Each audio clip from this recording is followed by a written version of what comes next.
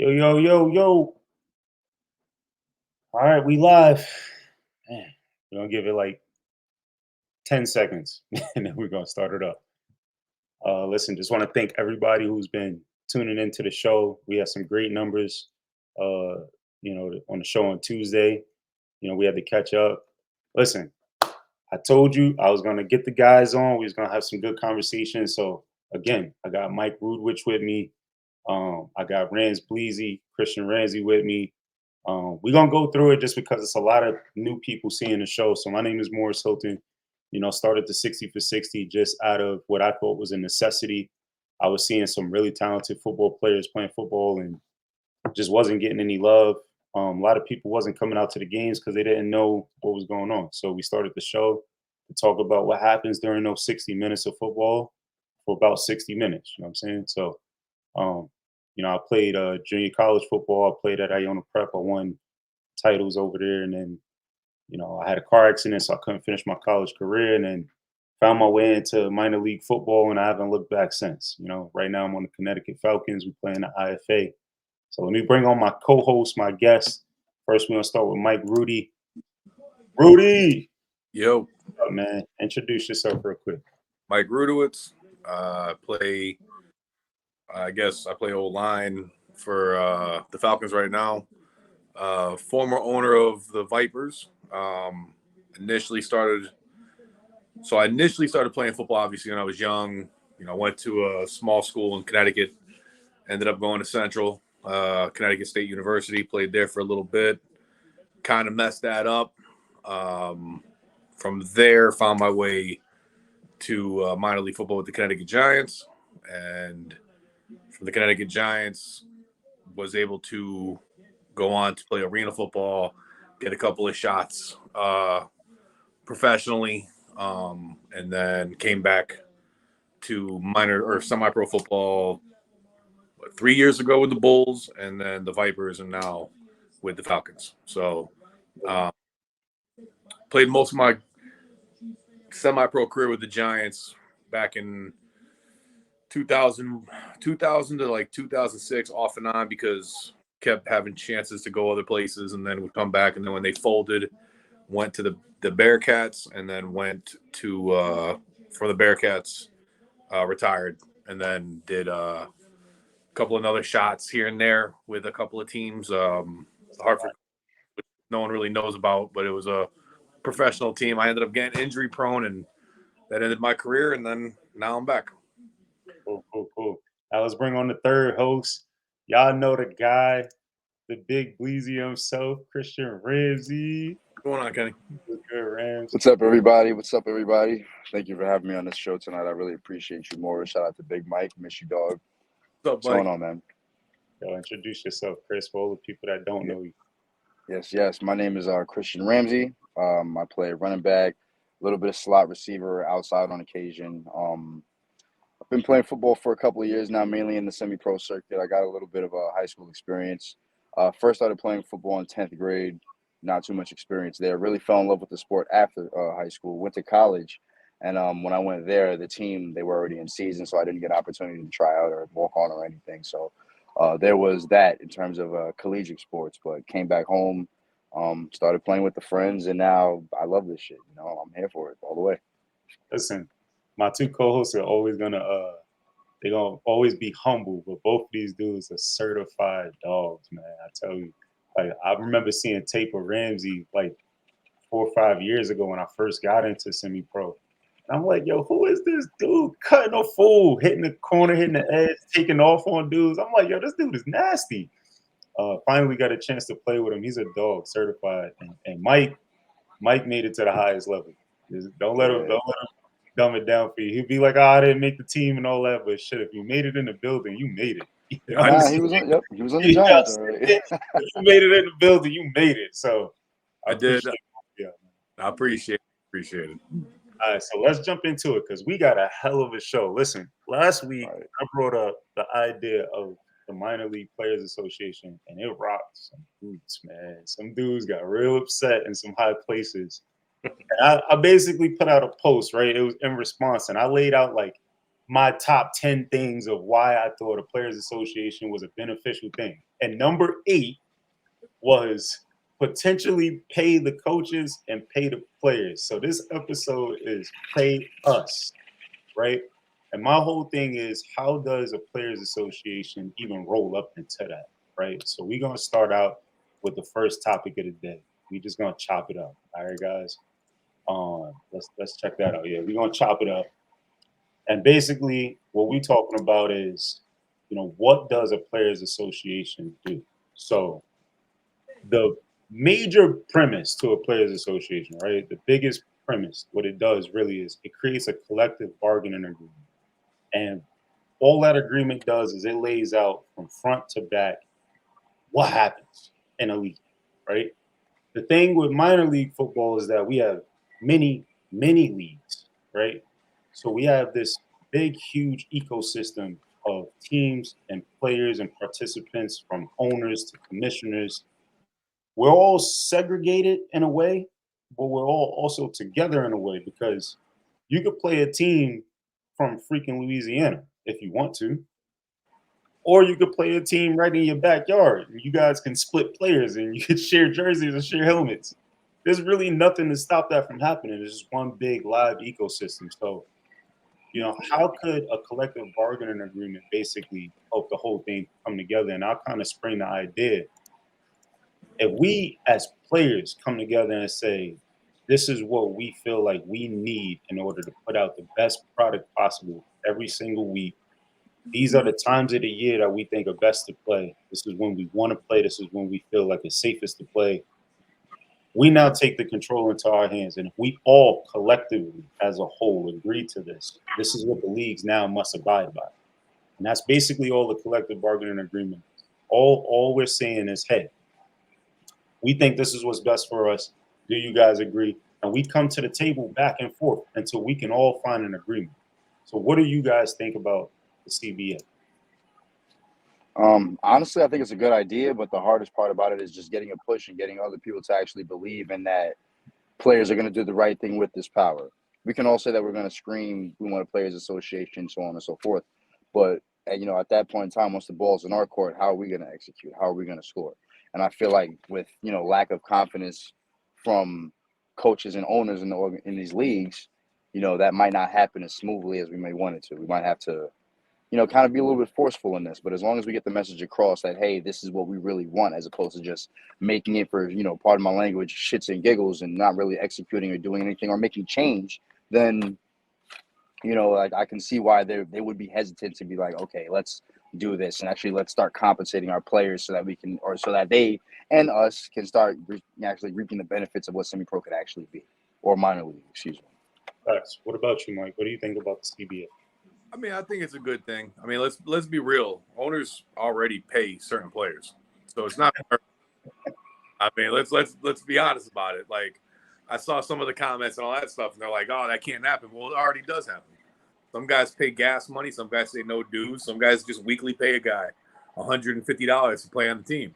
Hey, hold on 1 second. I don't mean to cut you off, but Adam Ingles, if you out there, anytime a player does not pay their dues and you continue to let them play on your team, you give them a jersey anyway, you just paid that player.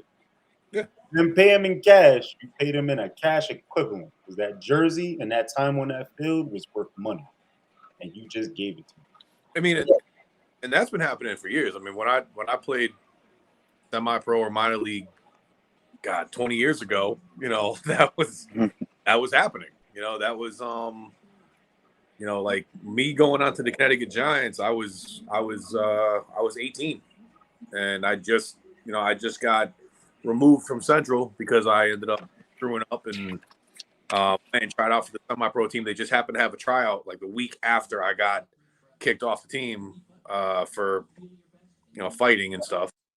But I lost my scholarship, and I thought my whole football career was over at that point. So I ended up going to the Connecticut Giants, had a tryout. I was 18 years old and made a team. And next thing you know, I'm being told, hey, listen, sign over your eligibility for college because we're going to pay you. And I know I wasn't the only guy that got paid. I mean, don't get me wrong, I wasn't getting paid handsomely, but it was enough for an 18-year-old to say, fuck my eligibility. Right. And don't worry, hey Ramsey, don't worry. I swear way more than you. No, you're good. You're good, man. You're good. So when you talk about things like signing over eligibility and like the Stanford Giants, they obviously had it together. The CBA creates standards, right? Mhm. It creates policies that legally bind everyone who agrees to it. So like the main thing to the CBA is to try to get as many people together as possible to agree to a standard of life, right? A standard of play. Once they agree to the standard, now you're legally binded to operate under this mold, right? If you say, hey, we're gonna keep, our fields to a certain level, you have to do that. If you don't, you've broken the agreement. And there's all different ways to kind of penalize people for that. And that's all laid out in the CBA as well. How are you penalized? What fines do you have to abide by and what rules do you have to abide by? I think when you talk about college, all the college athletes are basically going to have to throw away their eligibility. All the 501c3, companies that are operating as football teams, their 501c3s are no longer, valid. None of that is true, Not right? anymore. No, not anymore. Not to cut you off, but you gotta remember, I played 20. I'm 41 now, so 20 years ago I was 21. I was playing semi-pro before I even turned 21. So, now you have the NIL deals. Yep. You have social media itself that generates money for people. If your Instagram or your Twitter account or your TikTok videos are high enough, you're getting paid. Now, if you're a really good football player and you can get those videos out, you can get money just from that. And Yeah, then monetize them. and then the team can take you just solely on that. Like, yo, we got this dude. Look at his social media. It blows up. Let's get this guy. Right. So I know that's kind of off topic, a little bit of what you're talking about, but like, it's not the same. It's not the same as it was 20 years ago when I had to sign my eligibility. Like, shit, I'm wondering with the NIL deal if I could go back to college now. Like, I think there's a cutoff date to that, but yeah, there is. I know there is, but we definitely gotta dig into that more. Like the NIL deal and how a players association could work cohesively with the NCAA and the NFL at the same time. Because if you think for 1 second that we're gonna have a minor league players association and it's not gonna be attached to the NFLPA and it's not gonna have any attachment to the NCAA, you're fooling yourself. We're going to have to cross those bounds. And at some point, we're going to have to work together. And that's all going to come into place. So we'll talk about that in more detail. Because I think with the NIL deals alone, like we could devote a whole 60 minutes to just talking about that all day long. You know what I'm saying? But we'll get back to that. One of the things that the CBA is really supposed to do, in theory, is it's supposed to protect the player's interest first. And through protecting the player's interest, you got to just think like, what do all players want to do? It's in the name, right? We want to play football. You know what I'm saying? Now, there's a lot that goes into playing football. We all understand this, like traveling the games, having equipment. You know what I'm saying? Solidifying a good field that you can play on legitimately. Not with the turf rolled up at the 50, and not with huge potholes. You know what I'm saying? And not landing in a Exactly. dog doodle. You know what I'm saying? And not having trash everywhere. I'm saying just basic things that you say is basic, but they're not so basic. And if you know anything about the NFLPA and how the CBA came, it was basically NFL players way back in the 40s and 50s. They just wanted clean uniforms. And they banded together just to have their uniforms clean. We're kind of doing the same thing. Like, we just want to have some of the basic things that we need for football. Because if you think about it, a lot of the players that played in high school, they didn't have to buy their shoulder pads or helmets. You know what I'm saying? For They the didn't. first time ever in their life, they have to purchase their own helmets and shoulder pads on top of their cleats. And some teams don't even provide pants, just uppers, just jerseys. So now they got to go out and buy pants and the pads to go in them and belts. Yeah. All these costs for a 20-year-old guy who don't even have a steady income. You know what I'm saying? But still loves the game of football. And that 20-year-old guy might have some true talent. You know what I'm saying? True talent that can get somewhere. So, how do you feel about a CBA potentially bringing that kind of player's interest as a uniform document, right? Something that's solidified, that's substantial, that they can hand over to leagues and say, this is in the best interest of the players. We need to do this. How do you think that's going to impact the game in whole? I'll let you go first, Ramsey. I feel like it'd be extremely impactful. I feel like everybody's minor league football experience would be increased, like, or just it would increase 10 times than what it is now. The fact that maybe teams would provide things such as uniform and decals, something that we don't necessarily have to pay for. It would make them feel like, okay, this is like a well-run organization, as opposed to just going up to a coach who's pulling stuff out of the back of his trunk, like, oh, you need this, you need that, you have to buy it. It would just be very impactful. That's the most I can say, because it's one thing for players to kind of go out of their way and grab all their stuff, and that's discipline. Role players do that if it's not, if it's required, as opposed to it being there for them. They can just come there, get dressed, get ready, and move on. Not everybody that plays minor league is responsible. Not everybody's on top of their shit. Not everybody kind of takes initiative in handling their business. So, not saying that the organization should, but it would help in a sense. Just speaking as a collective. People that already have their stuff in order, it's not even a thought. Like guys like us, we don't have to think about that shit because we already have it together. We can just go to the game and play. We don't have to worry about grabbing this, that, and the third. Maybe the only thing that we might have to grab is tape, unless you have a bunch in the house. So, but I feel like it would be very impactful and nothing but beneficial, especially to new people that are looking in. Because I feel like outside looking in, it's not looking too good, especially with all the fights. And that just kills everything. Mike, I will say, tape is another one.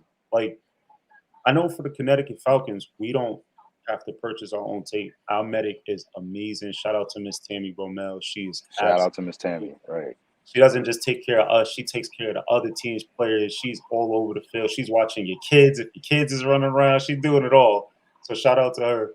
But yeah, like for a long time, listen, I made good money. I made north of $50,000 a year for a long time. And I wore the same pads that I wore from my first year in football, with one shoulder pad hanging off to the side and back straps taped on. And I just wore it because, like, pads are expensive, and I never had to purchase my own pads. So I had the old school mentality of just like, if these my pads, these my pads. You know what I'm saying? It wasn't until last year I fell funny and dislocated my shoulder and played half a season with my shoulder just out of socket. And then I went to a doctor, and he was just like, well, you got two choices. You either stop playing for about 6 months or you play with the pain. And I was like, shit, maybe I should buy some better shoulder. Good investment. Yeah, so it's just something to really think about. But go ahead, Mike. No, I mean, I think what Ramsey said kind of nailed it. It's going to change. I think it will change everything. I mean, I think it would change not even just, team's way of having things done, but I think it would change the overall look of semi-pro minor league football. It would. I mean, let's be really honest. Guys that don't play football, when you tell people, certain people, it's certain people, not everybody, but you tell some people like, "Oh yeah, I play minor league football." They're like, "Aren't really? Like, you guys still doing that? Like, aren't you done with that?" And it's like they almost downgrade it because they don't have that passion that we do. And you sound like that where you're like, "Yeah, no, I'm in this league and like we're for real, we're legitimate." We're in this whole situation where what we're talking about, it legitimizes part of our lives is basically what I would say. It would, not that we don't take it seriously, but the outside world might even start looking at it, and town support would become bigger. I think, it's my personal view. I think town support would look bigger because even when you go to some of these towns, all your new semi-pro football team coming in, like Ramsey said, the first thing they're thinking of is, all right, there's going to be fights, or they're going to look up YouTube and they're going to see certain games. And in certain games, there's been fights on the sidelines, or you can hear, the audio, and all you hear is certain things being said left and right, and how certain people are going to treat that. So I think it would change the outlook of the overall product of minor league and semi-pro football. Yeah, we lost Ramsey for a little bit. He'll probably be back in a second. But the last thing that I'm gonna say about the whole CBA situation, I think it really is a necessity. And the thing that a collective bargaining agreement does is it gets all the owners on the same page, all the team owners. It gets all of the leagues on the same page, right? And that's the standardization that we're talking about.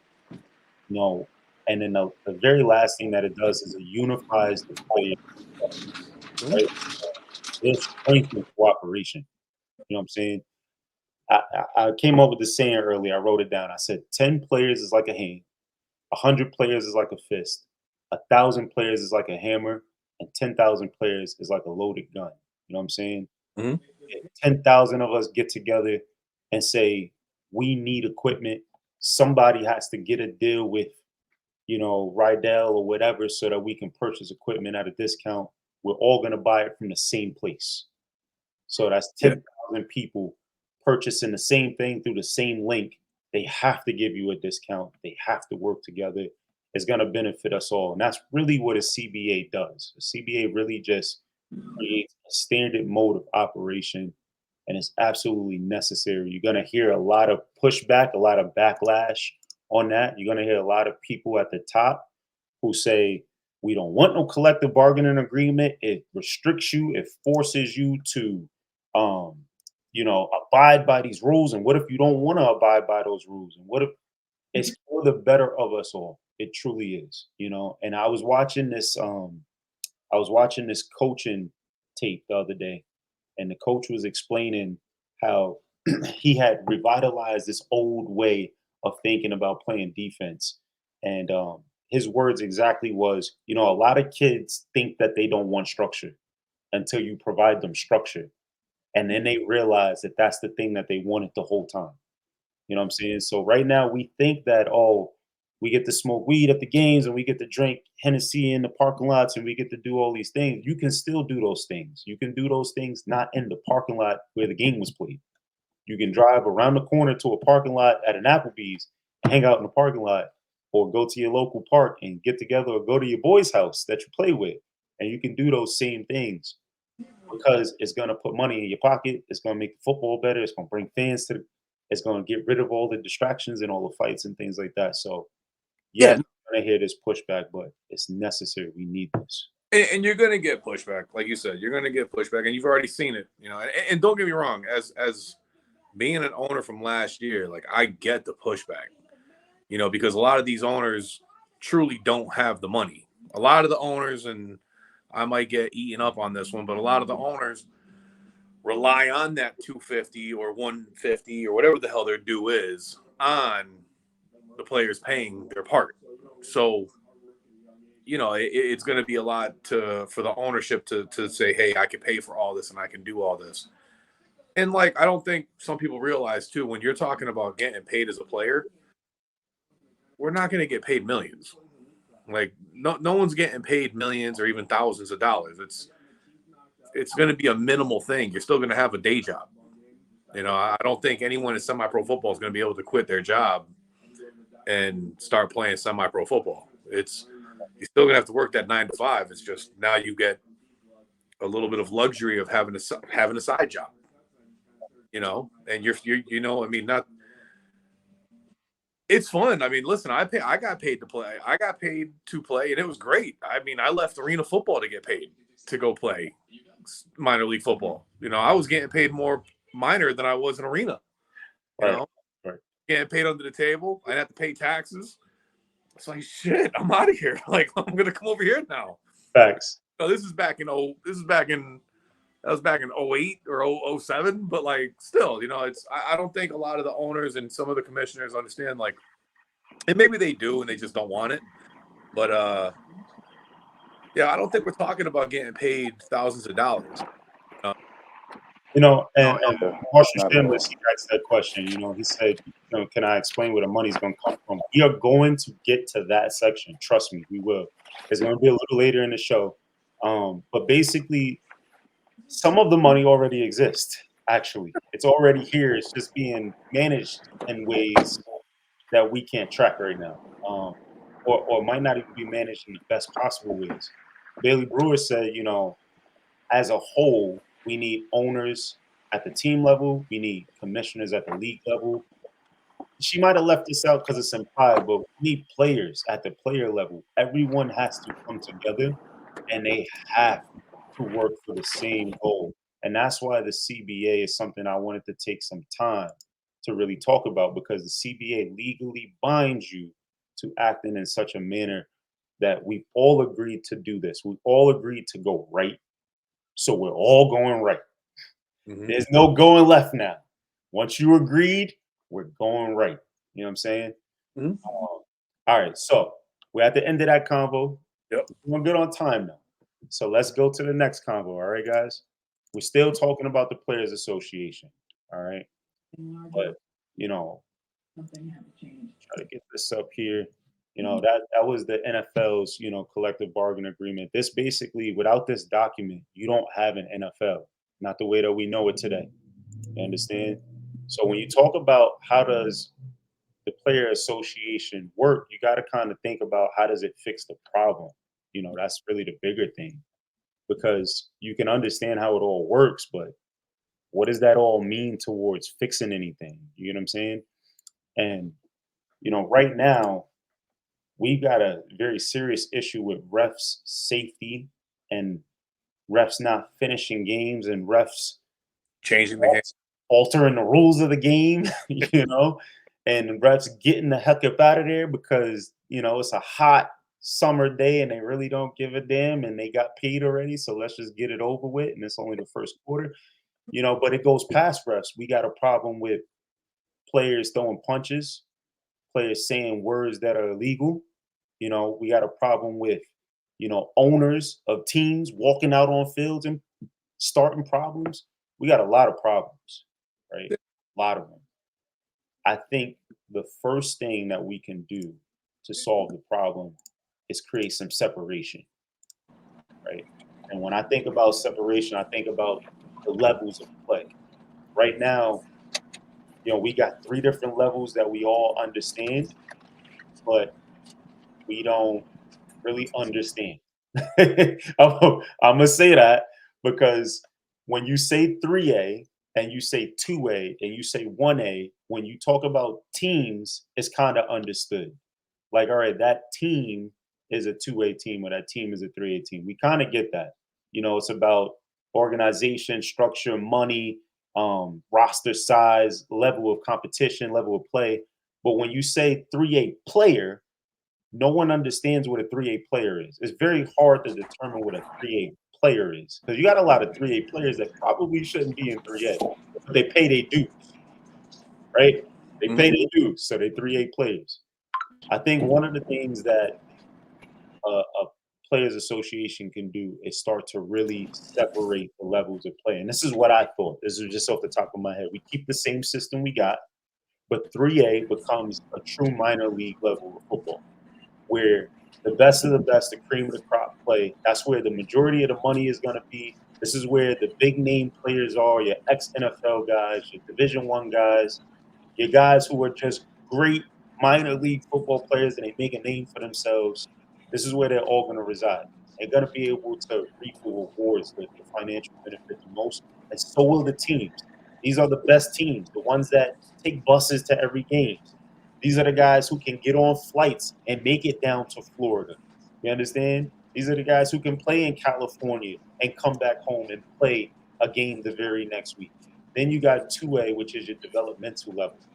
And I tried out for a developmental football league. It was a pro league. I made it, got drafted, and chose not to go. Why did I choose not to go? The football being played in that league was, if not worse, the same level that I was currently playing. Not only that, it was a semi-pro football league. I had to pay dues. I had to bring my own equipment. I had to shack up. I mean, it was in all intents and purposes, it was a semi-pro football league. 2A will become the developmental league. It will be the place where guys are young. Maybe there's money, maybe there's not, depending on what the NCAA eligibility is. It'll be the place where the teams who can't quite travel all the way across the country, who can't quite make it down to a game in Florida and then be back the next week to play a game. It'll be for the guys who aren't quite as devoted. We understand, right? That's the place where guys really go to develop. And also for teams who want to be 3A teams to develop, right? And then single A will be, yeah, let's just have some fun. You know what I'm saying? Let's crack a beer at the local high school field and let's go out and beat each other up for 60 minutes and then have fun and go home and talk a bunch of crap to each other over the phone. You understand? But I think by having a players association, we can make this a reality. How do you guys feel about that? Right. Let me go. All right, I'll go. I think Rams is traveling. He was at the gym, guys. So no, no, I think I saw a comment that said, "How do you define the 3A?" So I got kind of bring that back up. I mean, I think so. With that being a question, that's why. I mean, I've had talks with you, and me and CT locker room. We're trying to have a combine. I think a combine is what they're doing. I mean, my thought process of the combine for the league and other leagues was, you go on these chats and you see everybody saying they're the best. Well, here's your chance to prove it. We'll do one-on-ones. We'll do the 40-yard dash, the 225, the three cone, the shuttle, all of them. We'll do everything out. And then you can separate who's got the best times. And I know that's not exactly, it doesn't translate to the game, but at this level, it actually might. You know what I mean? If you have a receiver running a 5.6, he's probably not going to be 3A. Probably not. and with that being said, you do the one-on-ones, you find out that way too. So I think the combine would be a good way to separate all that. And that's why me, CT Locker Room, are trying to work that out, get that done. I know Divine's doing one on the other side. So, and I'm trying to help him out with that one too. Right. So doing my best on both sides on that one. What about you, Rams? Can you hear us? I think he's honestly, I hear you guys. I'm trying to make out the best that I can. Can you guys hear me? Yeah. Can you guys hear me?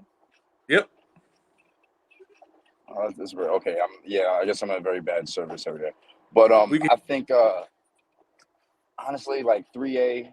I mean, obviously everybody wants to play 3A. It's the best of the best, especially if you have that high competitive spirit.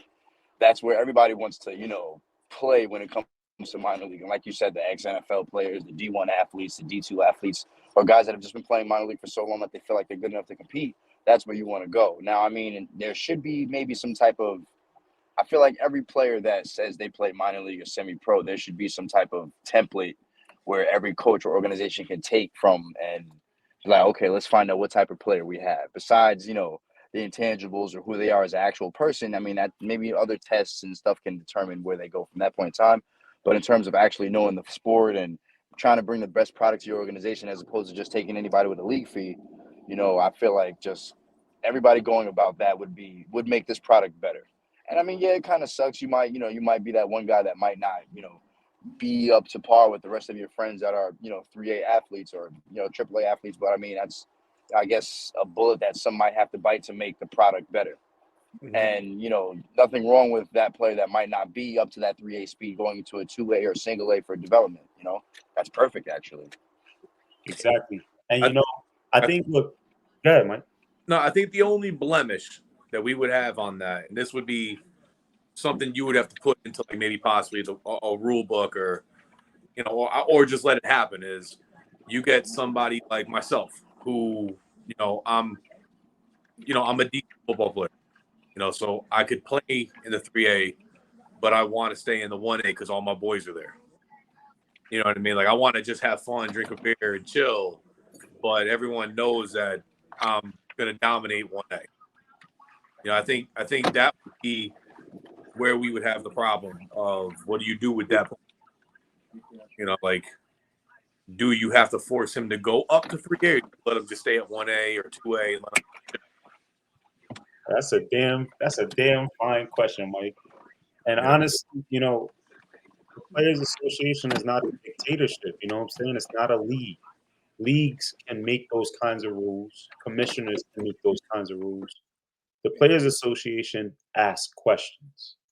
They ask the vast majority, the bigger group, what do you think should happen? And that group then comes back and says, well, we don't think that is fair that a AAA guy that just came off of Clemson's roster should be hanging out with a bunch of dudes that just fell off the bench you know what I'm saying, and decided they was going to go crack a beer with their brothers on Saturday. You know what I'm saying? Or the vast majority of the group could say, hey, let him play if he wants to play. However, there's no double duty, right? You can't be a single A guy and then also be on a triple A team getting a salary. That doesn't work. Yeah. You know what I'm saying? So now you're gonna have to pick what level you are in. And you can double duty in your level. You can play for all the teams you want in your level. I promise you that 3 or 4 teams are not gonna pay you a salary to play on 3 or 4 teams. Right. They're gonna want everything they can get out of you if they paying you a dollar. You know what I'm saying? So I think some of these questions that we have will be answered in its own just through business sense, right? As a team owner, if I'm gonna give you $500 a game, you're not freaking going to 1A. And the other thing too is I'm not gonna let you play 1A and potentially get hurt. And now I have to pay your insurance. And your insurance is gonna pay you, but you got hurt playing 1A when you should have been playing 3A.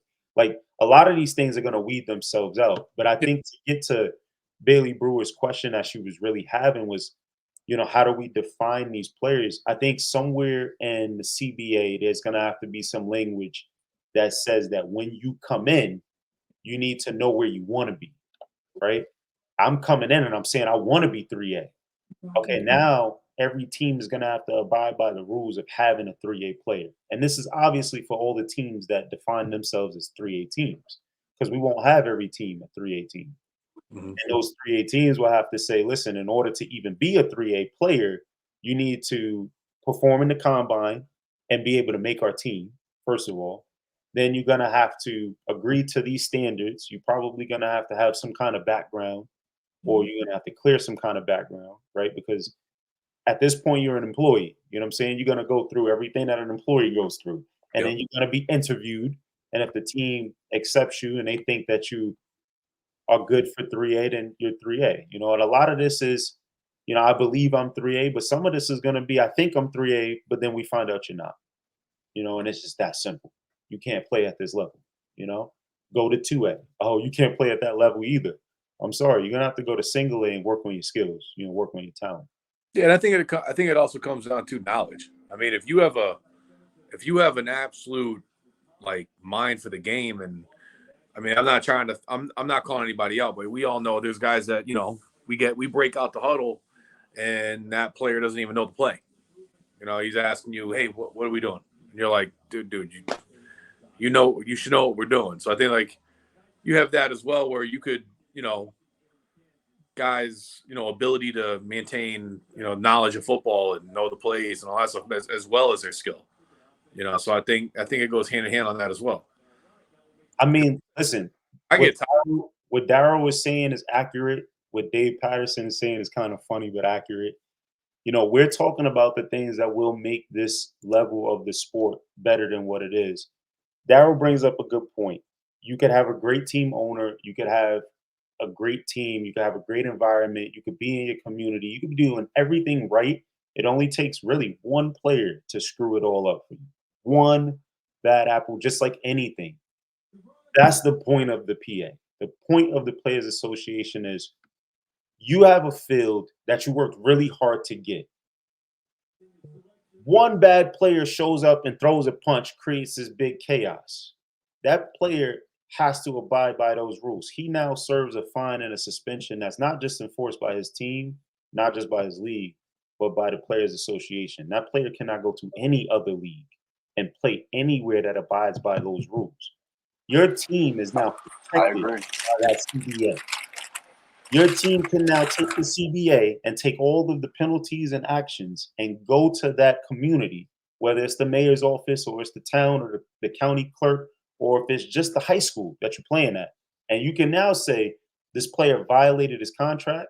This player is now serving a suspension. This does not represent us. It does not represent our league. And it doesn't represent the Players Association in any way.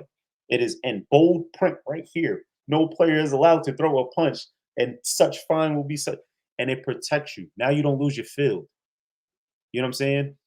Now you don't have repeat offenders because the guy throws one punch and he throws another punch and he's out for the season.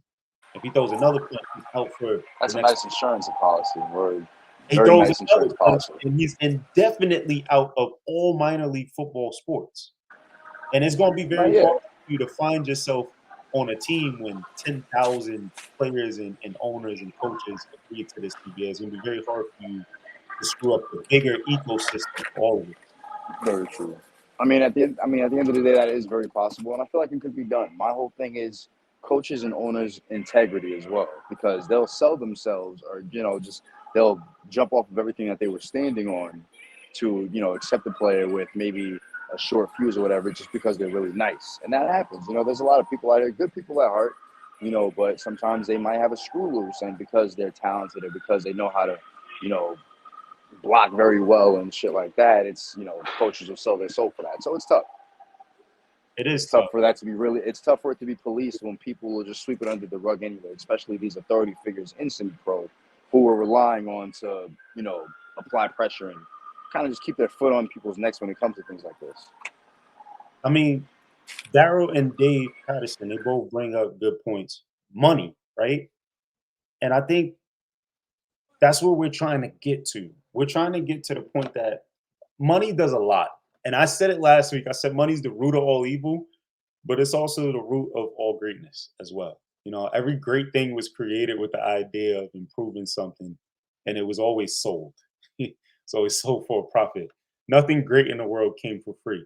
And when you think about money and the people with the money, the people who have the power to make this happen, they don't want to be involved in our current ecosystem.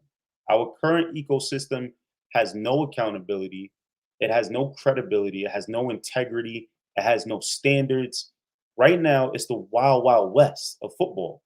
And no one with any real good money wants to get into our current ecosystem. However, we are watching and witnessing ecosystems pop up all over the place. Mm-hmm. There are semi-pro football players right now playing football in Mexico, making hundreds of thousands of dollars to play in front of crowds who know nothing about American football. Nothing. But the ecosystem is better. And they built it from the ground up the right way after watching the USFL struggle, after watching the XFL fail and come back, after watching the NFL. They built it up the right way.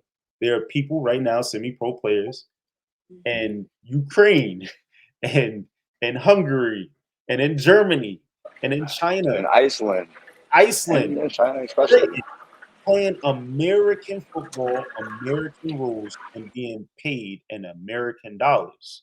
More money than they ever made when they was here, with the same crowds that we have, because the people with the money want to be a part of those ecosystems. And what we're talking about right now is, can we really develop an ecosystem? We have the ground floor already. We have the players, we have the teams, we have the leagues.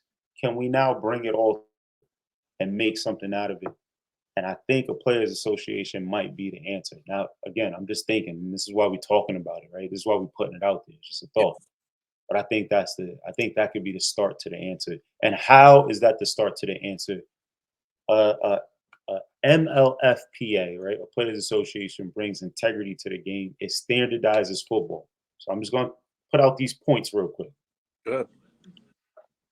A players association can standardize the football we use. If you play football in minor leagues or semi-pro, you understand how big of a deal that is. It can standardize the football we use, the quality of the fields, the quality of our practice facilities. It can make sure that we all play on the same rules. It can make sure that we all have the same refs that come from the same background every single time, that make the same calls the same way every single time, that run the same game clock the same way every single time.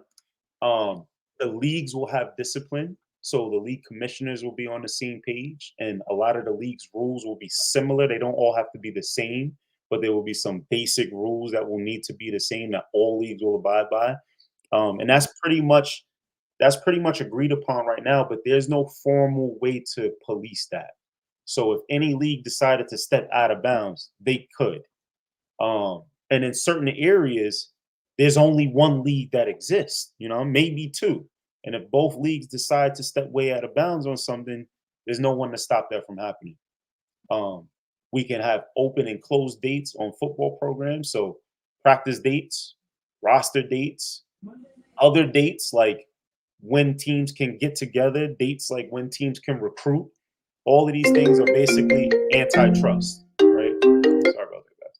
All these things are antitrust. All these things keep the game fair, right?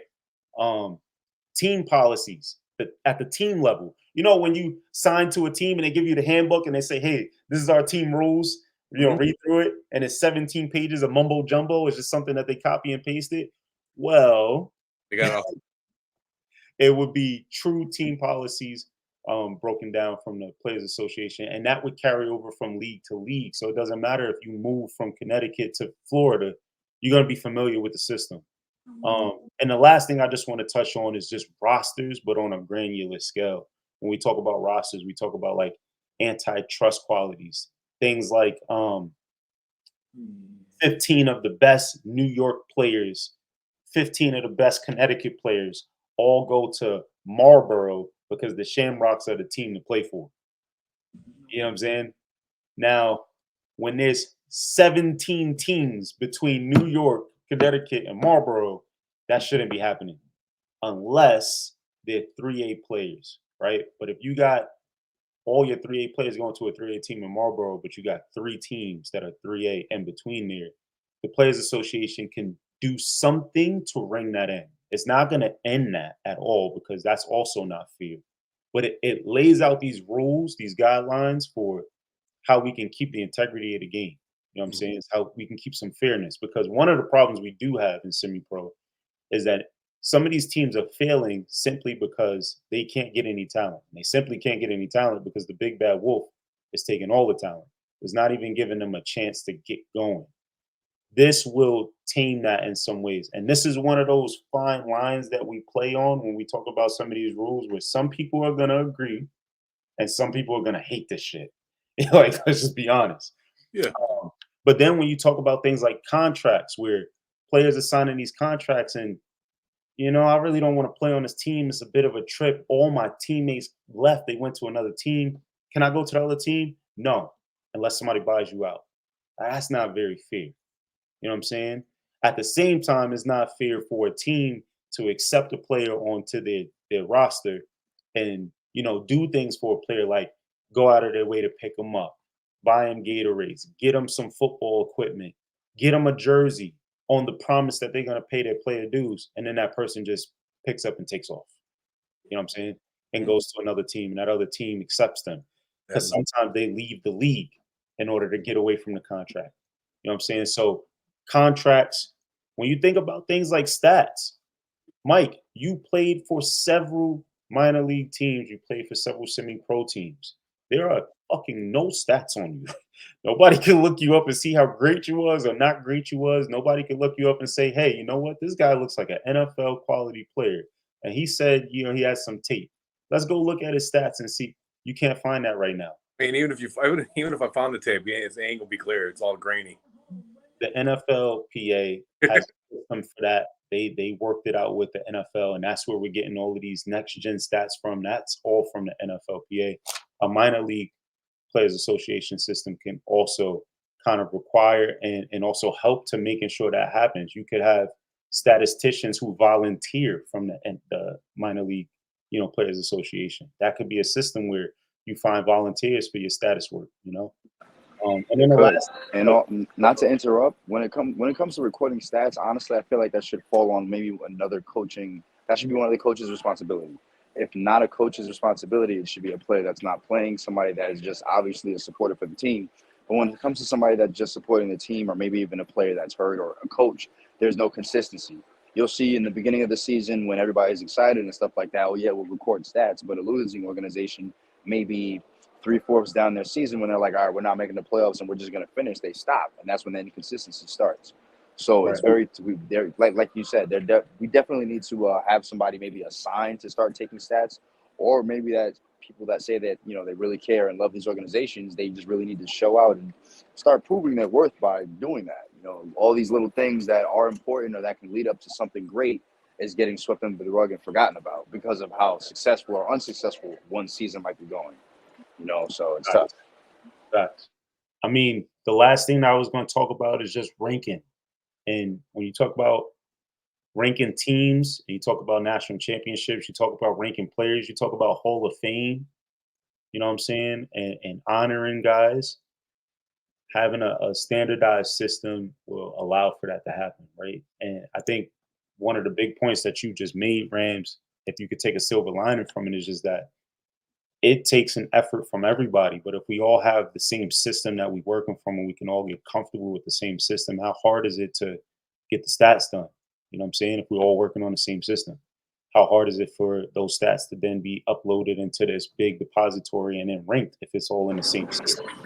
It gets No, you're very right, and it's not hard. It's just initiative. But you're right. I think too, it has to come down to, you know, um,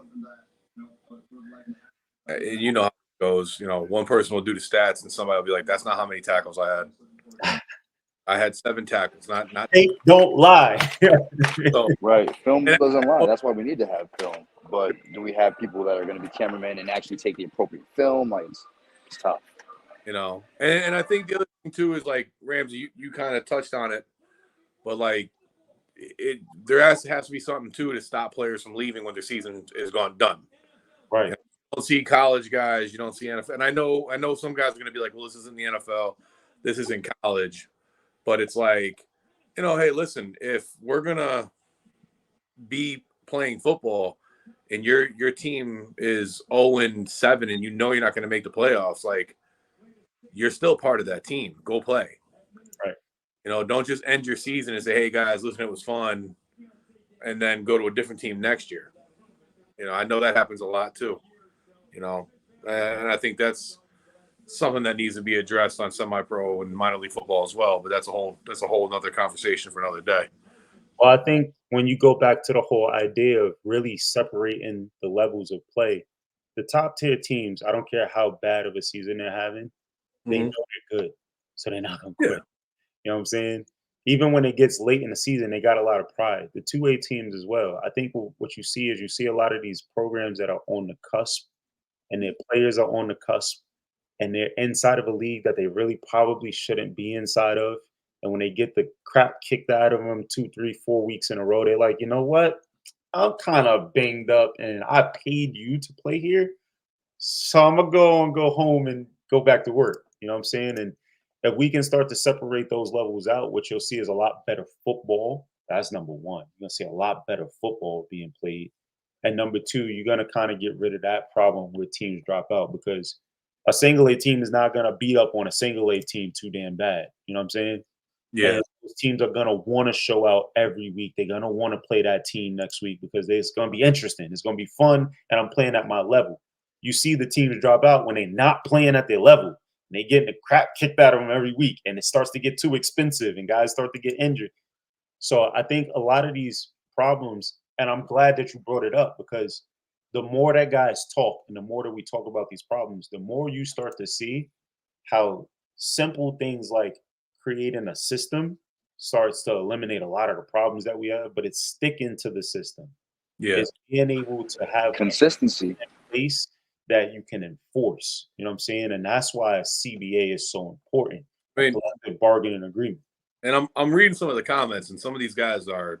I mean, I don't know if you read some of them, but they're accurate on what they're saying. You know, there's some stuff that's actually accurate, and you know, I think things can be changed on certain aspects of what they're saying, but it has to be, like you said, it's got to be a collective. You know, everybody's going to have to want it. You got to be kidding me.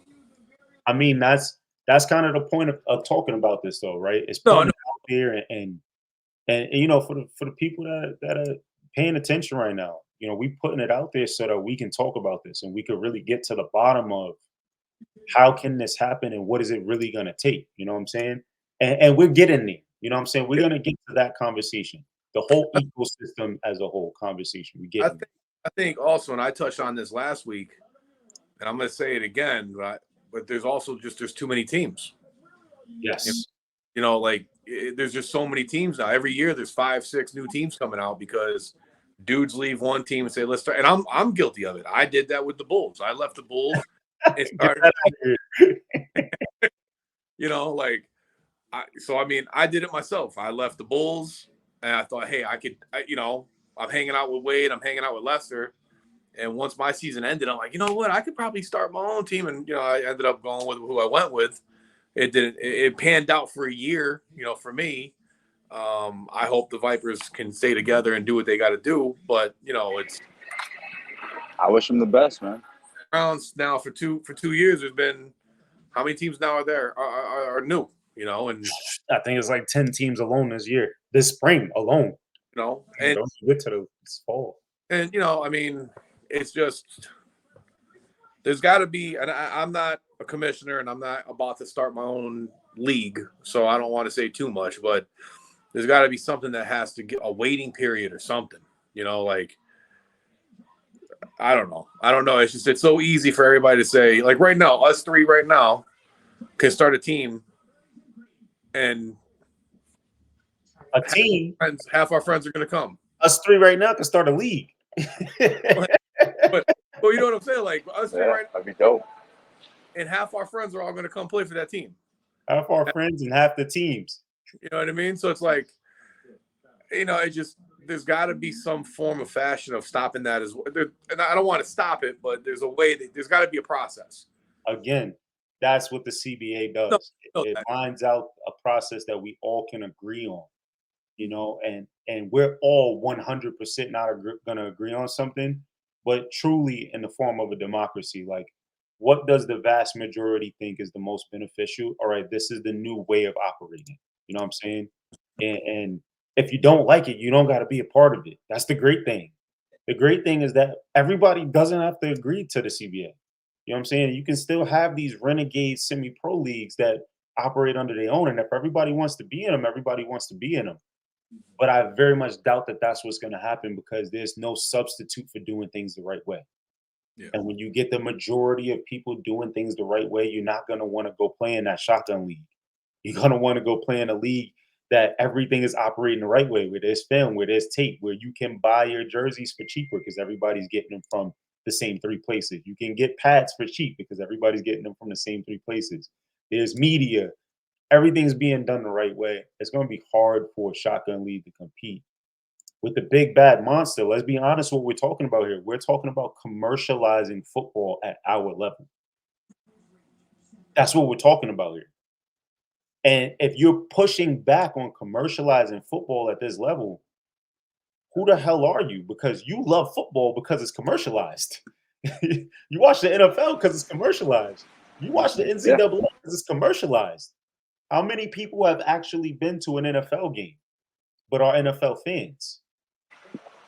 There's only a few people in a room that'll put their hands up that said they actually bought tickets themselves. They paid for the tickets and drove themselves to an NFL game and went and found a seat and sat down and bought a beer and bought popcorn and watched the game and went home and said, damn, that was a great experience. Yep. But there are hundreds of millions of fans. You know what I'm saying? Oh, yeah. If you love the commercialization of football, how can you not love it at this level? True. That's what we're talking about. And how do you commercialize it? Collective bargaining agreement. But what are we bargaining over? We're bargaining over every single comment that has gone through since we started this live. We're bargaining over what the players should be paid. We're bargaining over the different levels of football. We're bargaining over how owners should operate as owners, how teams should operate as teams, how leagues should operate as leagues, how players should operate as players, how we market ourselves to fans, how we merchandise ourselves. We come together to agree on purchasing our supplies from certain suppliers in different regions so that we can get discounts collectively. We work on agreeing on a certain level of quality of the field so that we can minimize injuries, or quality of equipment so that we can minimize injuries, quality of insurance so that players that do get hurt can go back to work. We're not worried about income. Like, we're bargaining on a lot of things with each other. We're working together. That's the bargain. Yeah. And the last thing I want to talk about before we go to the next topic, because we are a little over time, is when we talk about how does a players association fix the problem, we can go on about the ins and outs of football literally all day. I plan on talking about this for 3 or 4 episodes, right? This is going to be a recurring conversation. I'm not going to do it week to week. We'll take a week off from this and come back to it. But when you talk about paying the players, the whole genesis of this episode, when I said pay us, and they was like, hell no, how? Where is it going to come from? Marketing and licensing. Go to Google, type in NFLPA Inc. Google it.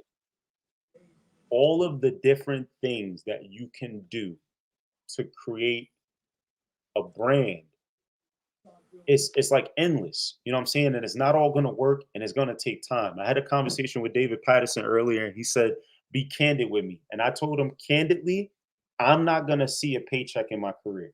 We're 10 years removed from any player getting an official contract under any kind of agreement. 10 years minimum. And that's if we start working on it tomorrow. The truth is, the real power in players getting finances, getting funding, is going to be through marketing themselves, branding themselves. We've got to commercialize the player, because commercializing the player is what's going to be the engine to commercializing the team. And once you commercialize the team, that's the engine to commercializing the league. But it starts at the player. It does, it starts with the players, to be honest with you. But we have to, if we really wish to go about it this way, then we have to weed out the hotheads, because it's going to be hard to market and commercialize when when it's something different every week. It's going to be hard to attract those good crowds and those people that might be able to be financial boosters for whatever team and organization when they're afraid, or afraid of risking their lives when coming to a game, or feel like they can't bring their children or their wives to a game even though they might like the sport. So it really does. Everything that you're saying is absolutely correct, but it's just the players have to want this just as bad, and by wanting it just as bad, they have to check their temperature before they even leave their house, or they have to at least have talk with themselves, or have somebody on the team, kind of like a pullback coach, just like in college, the get back coach that pull you by the belt. Hey, get off the field, you're talking too much, or whatever the case may be. We need something like that for a player as well, and we can be players and do that ourselves, but it's unfortunate. A lot of people need to police themselves more. Well, and once we do that, once that happens, everything can fall in line so much easier. That's the thing. I mean, the Players Association is supposed to look out for the benefit of the players and the health of the players. Mental health is a real thing. We've had players come out recently. There's been so many players come out and talk about their mental health. What was it, Julian Edelman, that came out and said that he was struggling for a long time during the Super Bowl runs? And that Edelman came out during that. Dak Prescott came out about his mom and his brother. His brother killed himself. His mom died of cancer. He struggled with that. There's a lot. There's a lot. I mean, when it comes down to it, too, remember, we're banging our heads left and right, too. And we're all a little nuts to begin with. So you do it, right? But we are. Really, if you come down to it, like, at any level that you play football, you got to have a little bit of screw loose, because who really wants to run into another human being at full speed all the time? But that's the thing. Like, if you ask anyone who knows me, they think I'm crazy, and vice versa. Yeah. So it's and that's why we get along. On this forum, and everybody, we all are on this forum and all that, because all of us are we all have our little screws loose on this court. But the mental health thing, a lot of guys, even just on the ECFL forums last year and the year before, there's a lot of guys coming out saying, hey, I'm not doing well. And a lot of people lost friends, and it affected them in negative ways. And I mean, losing a friend is going to always affect you in a negative way, but you know what I'm saying? Yeah. But men were more receptive to reaching out and saying, hey, I'm not doing good. Yeah. So we can have those Brandon Marshalls and the Players Association that, they represent their team and they're that guy. We could have, as a Players Association, we could have people come in, you know what I'm saying? We can have volunteer psychologists come in and just sit down and have a conversation with guys. And look, Kevin had what? He had the Autism and Mental Health Awareness charity event. Last year he had the mental health charity event at where the Vipers hold their practice. I mean, he's doing things all the time for that, and I think what needs to happen, and it's been resounding in the chats, is when it comes right down to it, it's going to have to be players are going to have to take this serious, and I saw one comment. It said the guy's got to put the blunts down and just come to the game 20 minutes prior. I mean, I'll be honest. When I played for the Connecticut Giants, like I've told you many times, all of us, we had guys coming right out of college. We had guys that had just retired from the NFL, CFL, mixed in with guys like myself who were, all-star, all-state football players that screwed up in college or didn't go to college because of family situations. But the one thing that we all did is we kept each other in check. Like no one was bigger than the team. There was no one on that team that was ego driven that I can even remember. We all wanted to win. We all had one goal, and that was to put Connecticut on the map. I mean, that was our biggest drive, was putting Connecticut on the map. I mean, our biggest thing, and Ramsey, I know you don't want to hear this, but our biggest thing when we played for Connecticut was going to New York and beating the shit out of the New York players. New York guys always thought because we were the small state, we were shit. I'm from New York too. So I represent Connecticut right now, so I don't want to hear it. But even when we went heard that in Florida, like it was fun for me to go down to Virginia and Baltimore and all these places and beat these dudes up, knowing that we're just from little old Connecticut. You know what I mean? Like, so that was fun. But like my whole point of the whole conversation that I just got into was it's going to come down to the players just taking this serious. It's going to come down to players being like, wanting to have one goal and one frame of mind. Yeah, it's fun to go smoke and get drunk and all that stuff, but do that shit after the game with your boys, when it's over. Exactly.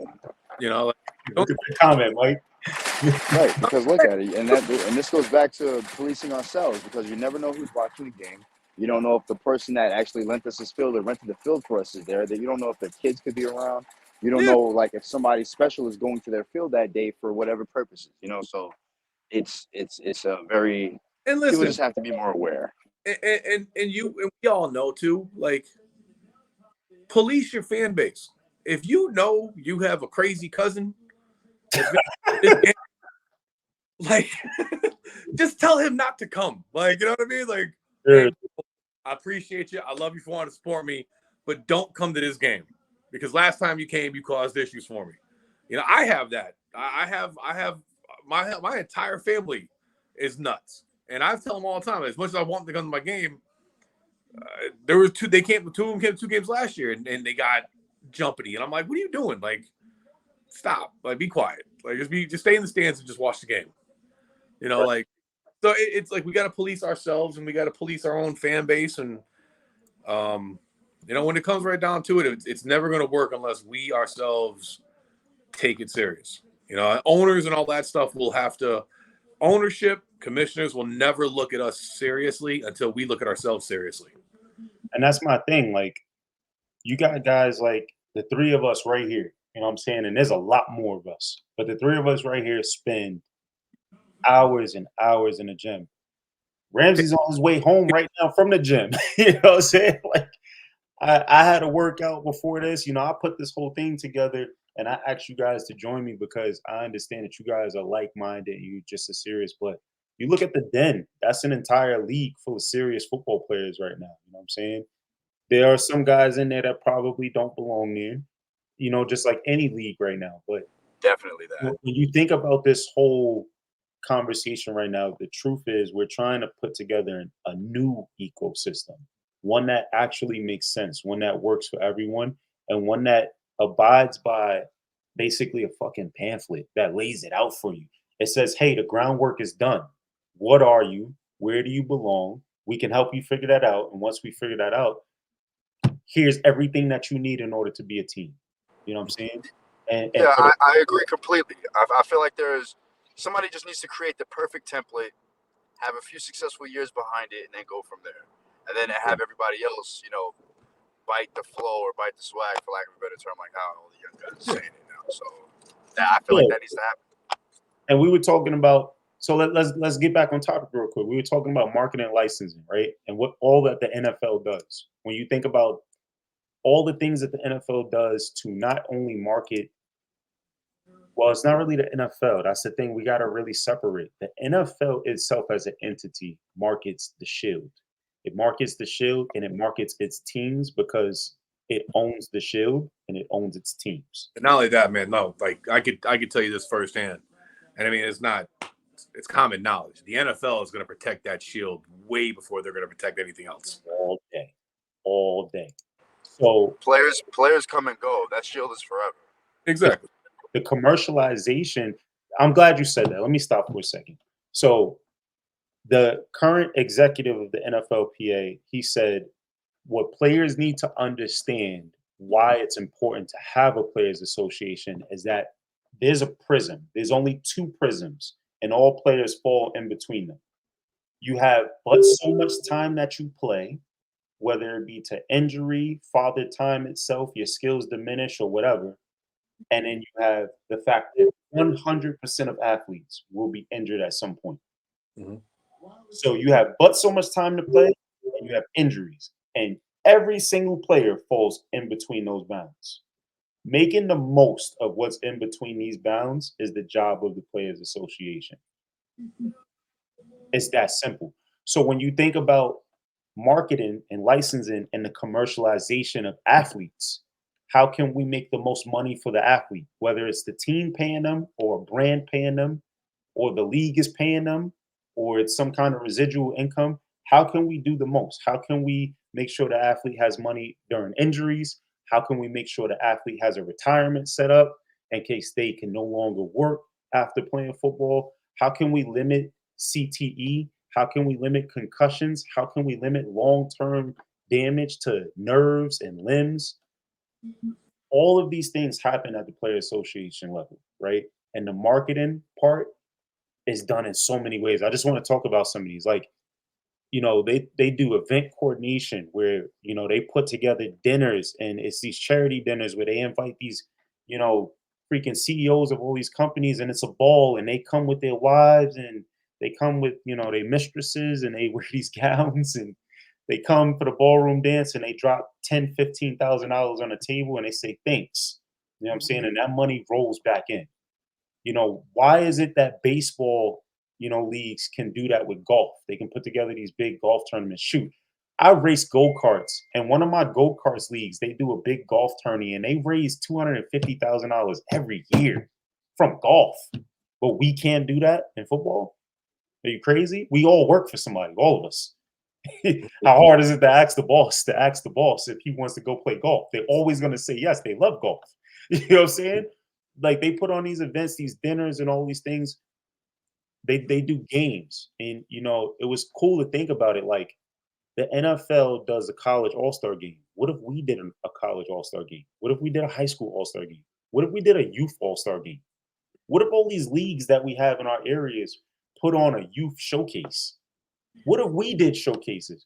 What if we asked the NFLPA if they would send out some of their um, rookies, and do a signing and autograph and all that, and we compete against them? We send out our best athletes from minor league and see just how good we actually are. You know what I'm saying? They do. I have a lot of egos on that one. I mean, you'll have a ton of egos, but you know what it'll do? It'll get a lot of people interested because a lot of fans are gonna want to see.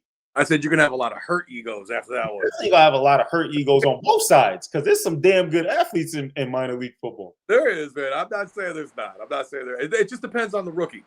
Listen, in my opinion, if you even come close, these pro athletes, like that's a pat on your back because you're an everyday guy, Everyday guy. But then you got all these challenges. So you got the challenges: NFL versus minors, minors versus arena, minors versus CFL versus overseas. There's so many different things we can do, and all this stuff can raise money. Charity work, community outreach, I was gonna say the outreach. helping out with Toys for Tots, helping out with Make a Wish, helping out with all these different, and then at the end of the day, the Players Association will have, officials who that's their job is developing the brands of players and teams. You know what I'm saying? That's what they do on a week in, week out basis. And it doesn't take a lot. It doesn't take a ton of work.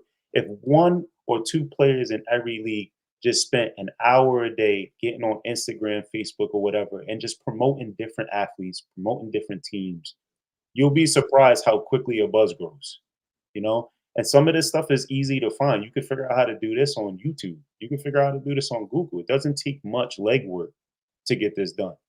You know what I'm saying?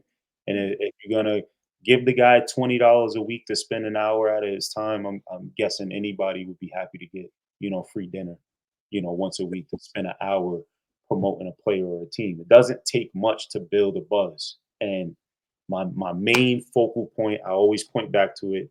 There is a full league in Mexico playing American football where semi-pro players are making hundreds of thousands of dollars playing football. It can be done in America. It definitely can. We just got to do it the right way. So I just want to quickly have everybody take a quick look at this. This is something that we can do. This was put together by the NFLPA. It was put together by a marketing team that was paid by the NFLPA.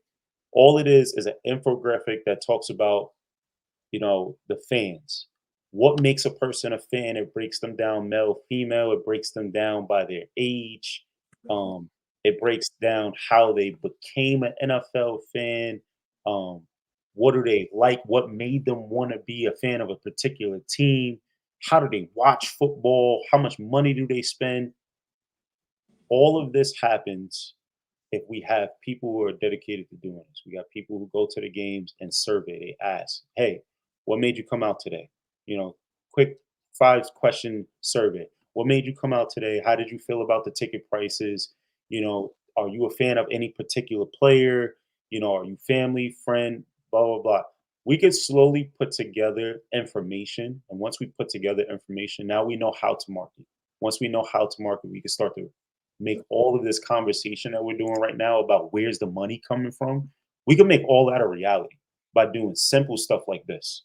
Just figuring out where our fans are coming from, figuring out why people are not. We could go to a local bar and ask them, do you know that there's a football team in your town that plays adult football? And 95% of them are going to say no. 100%. And then you can say, well, why don't you go to the football games? And they say, I don't know about it. Well, if you did go to the football games, what would you want? What would you expect? And then once we get all this information, now we can match to our fans. Once you know what your fans want, once you know what your audience wants, that's where the money comes from. You know what I'm saying? And this is what an NFL or MLFPA, sorry, all these letters. This is what a minor league football players association can start to do. This is one branch of a players association, but this is a part of how we make this all a reality. Now let's talk about the ecosystem. We're gonna keep this short because we're way over time now, but it's a lot to talk about, right? It's a really it hits home, this conversation. It really does in many different ways. But the ecosystem and being disruptors of the ecosystem, right? So I shared this with the other 2 cast members earlier, and I basically was like, the NFL really doesn't care about change. You know what I'm saying? But they will put out these graphics that say inspire change. But what about Colin Kaepernick when he was trying to inspire change? And what about Michael Vick when he was trying to inspire change? And what about all the players who said, you're not paying my position enough for what we're doing, and I'm not going to come back to camp until you pay me a fair wage? What about those guys who tried to inspire change, right? I was watching this story, and they said the first executive of the NFLPA, he took the role as president of the NFLPA, and the very next day he was out of a job. So the NFL is not really about inspiring change, but they are about selling merchandise. So they put out the inspired change, and a few minutes later they put out the inspired change hoodie. You get what I'm saying? Mhm. Meanwhile, Colin Kaepernick still doesn't have a job, and he's proven time and time again that he's good enough to at least be on the bench right now, waiting to back somebody up. So my thing is disrupt the ecosystem. Like, stop giving things away for free. Damari Smith, he's the current executive of the NFLPA. That was his words. He said, My thing to all the NFL players and all the athletes who play football is stop giving away things for free. When you go on social media with your jersey and you put your jersey up with your boy and you put up, oh, I love the MLF so much. I love playing. That's free attention and free media that you're giving away. Giving out all these shout outs, playing in games for free. Your time is not free. None of it is free. So stop giving it out for free. I'm not here to say disrupt the system and bankrupt all the teams. They're already bankrupt. If you anywhere close to the guy who owns your minor league football team, then you know that motherfucker is stressed out right now. Money is at the top of his mind. He is stressed. He's trying to figure it out. He's already doing as much as he can. I'm not saying bankrupt those guys. What I'm saying is we need to change our mindset as players because we also have a responsibility and a duty to keep the lights on as players. You know what I'm saying? Just like the teams don't survive without us, we don't survive without the teams. It truly is an ecosystem. And right now, we need to disrupt our current ecosystem. The way that it is not working and it's getting worse. So I'm gonna open it up with this. Like a comment that was put out was, and Mike, this is kind of directed to you and a lot of the people that's in the comment section right now. Owners feel like you all should feel lucky and thankful that we gave you the opportunity. Wait, you want me to answer that? I didn't feel on to that. I mean, last year I didn't feel that way when I was an owner. I mean, last year when I was an owner, granted, I had 3 other people with me. Dude, every day I woke up and wished I didn't do it.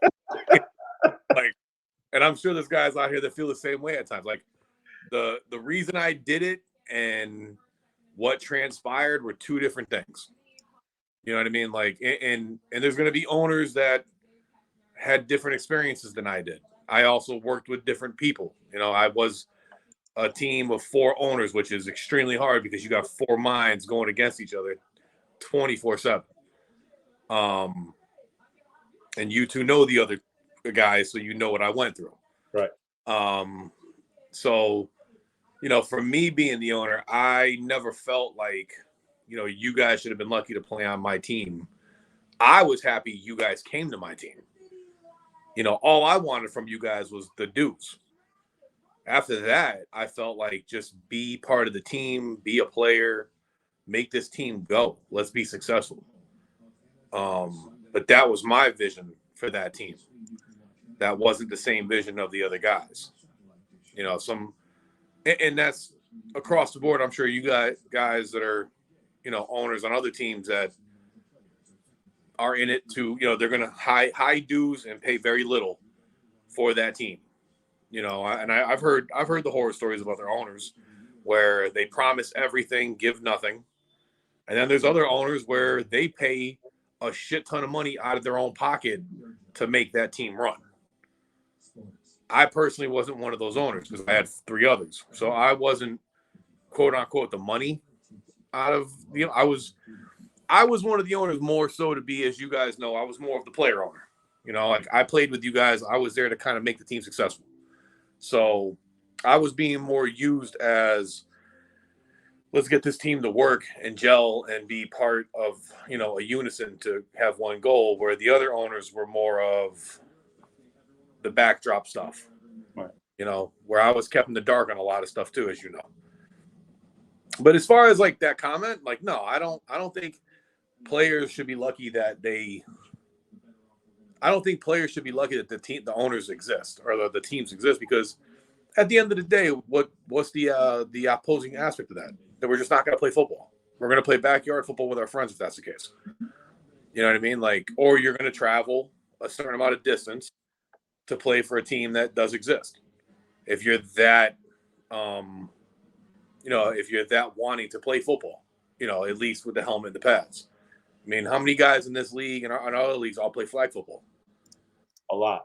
And that's kind of where I was trying to get to. And, you know, this is why I respect you so much, because you didn't need any priming for that, right? Like I didn't need to say any keywords or anything to you to get you to find that realization on your own.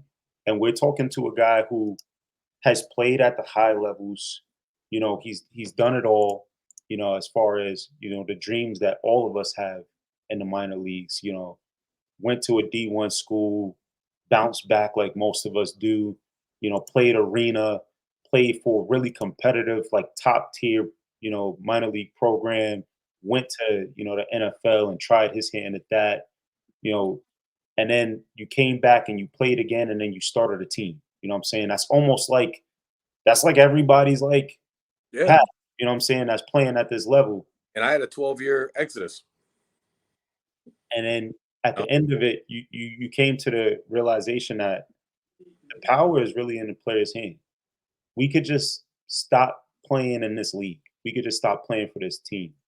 We can travel. If I really want to play football that bad, I'm just going to travel. And you know what? If playing in pads gets that bad, I'm either going to really take playing in one of these arena teams or playing overseas serious, or I'm just going to go play flag. Or you know what? I'm just going to wrap it up. Yeah. Because at the end of the day, if I get so frustrated that this stops being fun, I'm not going to keep doing it. Yeah, because listen, man, you could still edit yourself in Madden and have just as fun playing in the NFL. With half the work and half the injuries and You know what I none of mean? the injuries, none of the work, none of the practices. You're right. You get All right, a so check this out. I reached out to a bunch of different owners over the last couple of days, and I asked them all a bunch of questions. Most owners agree on a few things, right? I really just asked them financially, what does it take? And most of the owners, no matter how good the program was, no matter how poor the result was at the end of the year, no matter if they were a brand new team or they were a team that had multiple national championships spanning back 30 years, they all agreed that to run a team the right way, it takes just about on average $25,000, somewhere closer to 30,000, to run a program the right way, right? Per I season? per season. I currently am signed to a team in the summer that I know that budget is almost double that, right? And I can Yeah. see where it's almost double that because Shout out to that team too, by the way. I have a practice jersey, I have practice gear, and I've practiced double as much as any other team, and I've done it all in an indoor facility. So I can understand where that budget comes from, right? I haven't practiced outside yet for that season.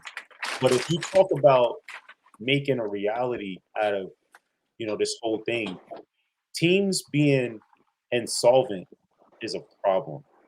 Because when you think about it, if a team has a 65-man roster and all 65 pay their $300 dues, that's $19,500 alone, right? Now, one of the problems is that there's too many teams, so not many rosters have 65 on it. That's one problem. The other problem is what I'm hearing is a lot of owners agree that out of that 65, only about 50 of them are going to pay their dues, and only about 20 of them are going to pay them on time. shit. So, I mean, not to cut you off, but like I told you, we lost about $6,000 last year. that's tough. And that a lot of that was due to non-payment of dues. Right off the bat. I mean, a lot of the teams agreed. The numbers fluctuated, but a lot of the teams agreed anywhere between 6,000 and 9,000 for quality jerseys. Mhm. You know, 6,000 and 9,000 alone is a lot of money, and all we talking about is jerseys. We haven't talked about a field yet. Most of the teams agreed that fields will cost them somewhere close to anywhere between 6,000 and 10,000, depending on the field that you're playing at. And we haven't even gotten to the ref fees that you got to pay every week. And there's a lot of costs that go into this. Yeah, medic fees.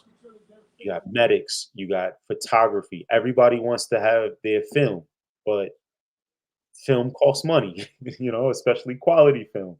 And then if you want a PA, If you want a PA, if you want the scoreboard on, if you want to play at night, there's travel expenses. If you're going on these long road games or if you're playing in these leagues that have a large footprint, you're going to have to travel. You know what I'm saying? And if you think that paying that $100 for a bus is cheaper than driving, go look at the gas prices. You know what I'm saying? You're gonna pay about the same amount. So um when I was doing this, I was thinking like, what if we could get 100 fans at a game. And in a 12-game season, you know what I'm saying? That's including preseason, maybe play for certain teams. Get 100 fans, and the average price of a ticket was $10. You know what I'm saying? Which here's the thing: I was at the Central Connecticut game with you, Mike, Yep. because we're both coaching for the Wildcats, and I found out that Central Connecticut State, Division One AA program, right? $15 to get in. Yeah. The same price of a semi-pro game. So they had about maybe like 300 people at that spring game, you know, and maybe they average about 100. I remember for the Wildcats, we played WestCon. WestCon, JV had about 400 people in the stands. You know what I'm saying? They had people all over the place. So I don't think it's too hard to get 100 people in the crowd, and that's $6,000 of income right there. You know what I'm saying? And if only 10 fans, if only 10% buy concessions, you make $600. You know what I'm saying, on the course of a 6-game season, and right there you made $23,000. You know what I'm saying? So if you can cut some costs in some places and guys can pay their dues, we can stop teams from being insolvent. But that takes business acumen. You gotta have rules in place. And we talked about this prior to the show. What if the NFL, the ML, the minor league players association, what if you paid your dues to the association and you paid your team dues? What if the team dues were standardized at $300, right? And the dues for the association was paid, and then the team dues was paid through the association. If you don't pay the dues through the association, you can't play. This is just spitballing. But what if the association paid the team dues? That gets rid of all of this. It gets rid of all these problems. And It does. if you It miss would the, eliminate. I'm sorry, go ahead. My bad. no, if you miss the deadline for the Players Association dues, you could work it out with a team. The Players Association is not stopping you, but you're gonna work it out with that team, and that team is gonna have to register you with the Players Association. You know what I'm saying? The Players Association will register you to the team, and if the team wants to take it into their own hands, they can do so and register you to the team. That will get rid of this whole problem that we're talking about dues and things like that. Because when a player is going to a team and they just feel like, the team just needs me, I could pay these dues whenever, you know what I'm saying? And then you got a coach saying, just pay the dues later. I need you at practice. You know what I'm saying? Pay the dues later. You need a helmet first. Pay the Players Association. That goes back to what I said about authority figures in these organizations sweeping the things that need to be policed under the rug. Exactly. And the association is removed from the team. So there's there's no feelings about it. If your player doesn't have equipment, that's too damn bad, but your dues are paid. You need to just have to watch out for mischievous owners. Honestly. Right. Now we have a link where you can buy shoulder pads for $50 and they're brand new, top of the line shoulder pads, but your dues are paid. You know what I'm saying? So now the system is running fluidly. What do you guys think about the ability of the PA being able to kind of take away this whole, like, the owners feel like I'm lucky to be here, and then that trickling down to owners going insolvent because they're trying so much harder to build a team than they are to run a business? How do y'all feel about I'm just waiting for Ramsey to finish drinking. Sorry. Honestly, it's tough for me to truly say how I feel about that, because at the end of the day, it really comes down to the owner's perspective on the situation. I don't feel like any owner should be like, "Oh, I'm lucky that this guy's here." They should be like, the players chose me to be here, or with as a collective with the group of friends that go to a team.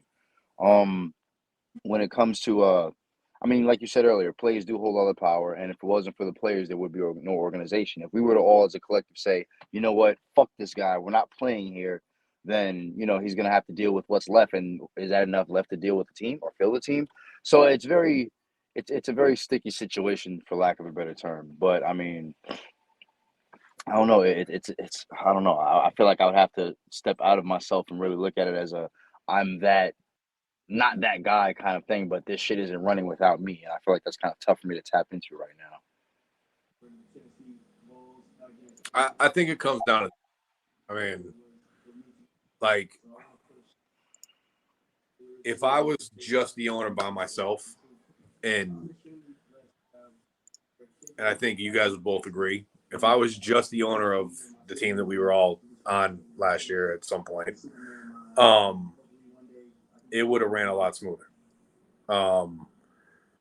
Money-wise, I would have needed a lot more help because it was financially it was tough, but it wasn't impossible to get money through. Now, granted, where we were in Southington is a football town, so it was a lot easier to get sponsorships here and there once the ball started to roll. In the beginning, it was tough as hell. No one cared about us, nothing. But once I started doing media and all that stuff, it got a lot easier for us to get some cash.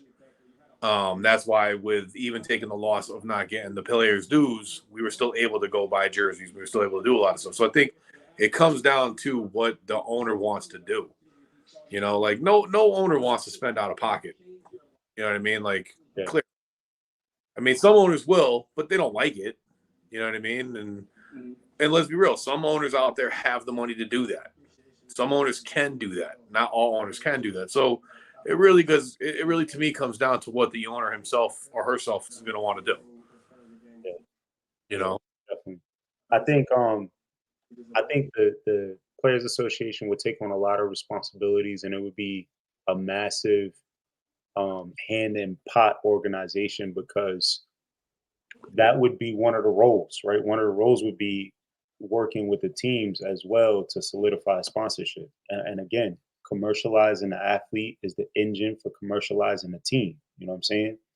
If you See, commercialize some of the better athletes, and the first person that comes to mind, sorry, Mike, is Dave Legree. You know what I'm saying? Or Gerald G. Block. These guys are easy to commercialize. You know what I'm saying? The success that they've had for so long. You know, they've got the smile. They know how to talk. They've been in front of the cameras for a long time. You know what I'm saying? Everybody loves them. Once you commercialize one or two and it becomes a market, it becomes a market. You know what I'm saying? And then it's easier to commercialize others, but then it's easy to commercialize their teams. Once you commercialize G Block and you brand him, it becomes very easy to commercialize the Knowles itself. And becomes very easy for their best defensive player to become commercialized. Like Divine. Divine is a freaking dog at corner. It'd be so easy to market that dude. You know what I'm saying? Um, but I think that would be a big role of the Players Association, is to first focus on the players, but then the players' success also comes from the team success. I understand in that ecosystem, building it up as a full system that works together. Because once you build up team brands, and everybody's going to want to know what league they play in. You know what I'm saying? mm-hmm. And then they're I going to want agree. to the league. And once you get this influx, this is where the big $50,000 sponsorships comes from. You know what I'm saying? This is where the $500,000 sponsorships come from. When you have a league who then goes and gets a media deal with MSG, and MSG in New York is a very small, not too well known, but if you're from New York, you know it, and you've seen a lot of football there. And then you can get a Fox Sports, a FSN3 TV deal. But if Yeah, or you your local news channel. Just but get a shout out for 3 minutes, it's now it's $500,000 to play my commercial during your game. You know what I'm saying? Now it's $500 to put my brand or put my logo on your banner. You know what I'm saying? And then that money flows down. But it starts at building something very small. Right now, what we're talking about is seeds in the dirt. Yeah. We're not talking about the trees. Everybody's focused on the big, 100-foot tall oak tree. Right now, we're talking about the seed in the dirt. All it's gonna take one owner to make that leap. That's it. One owner to make that leap, and then the other will see that it's working. And that's really what it will take, or just one commissioner. You know what I mean? And I don't know if there's going to be a commissioner out there that's going to want to take that leap, but David Patterson will take that leap.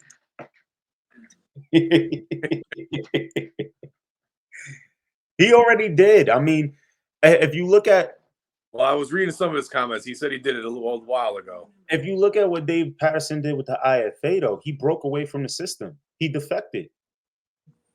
He put together a league and he said, I want all the teams that are struggling, and I'll help you. I'll help you keep your team alive. I'll help you get jerseys. I'll help you look uniform. I'll help you videotape your games, and I'll travel to you if you can't travel. And if you have a tough time traveling, we'll fix the schedule to help you out. Like Dave Patterson already started to do that. Sean Slip, with the Den, he did it as well. He kind of defected. He didn't really defect so much as he said, you know what, I'm gonna put something together the right way, and I'm gonna have morals and standards, and I'm not gonna budge on it. And I'm gonna make sure that everything runs to the standard that I set. There's gonna be stats, there's gonna be tape. You know what? Everybody has a problem opening day. We all playing on the same field.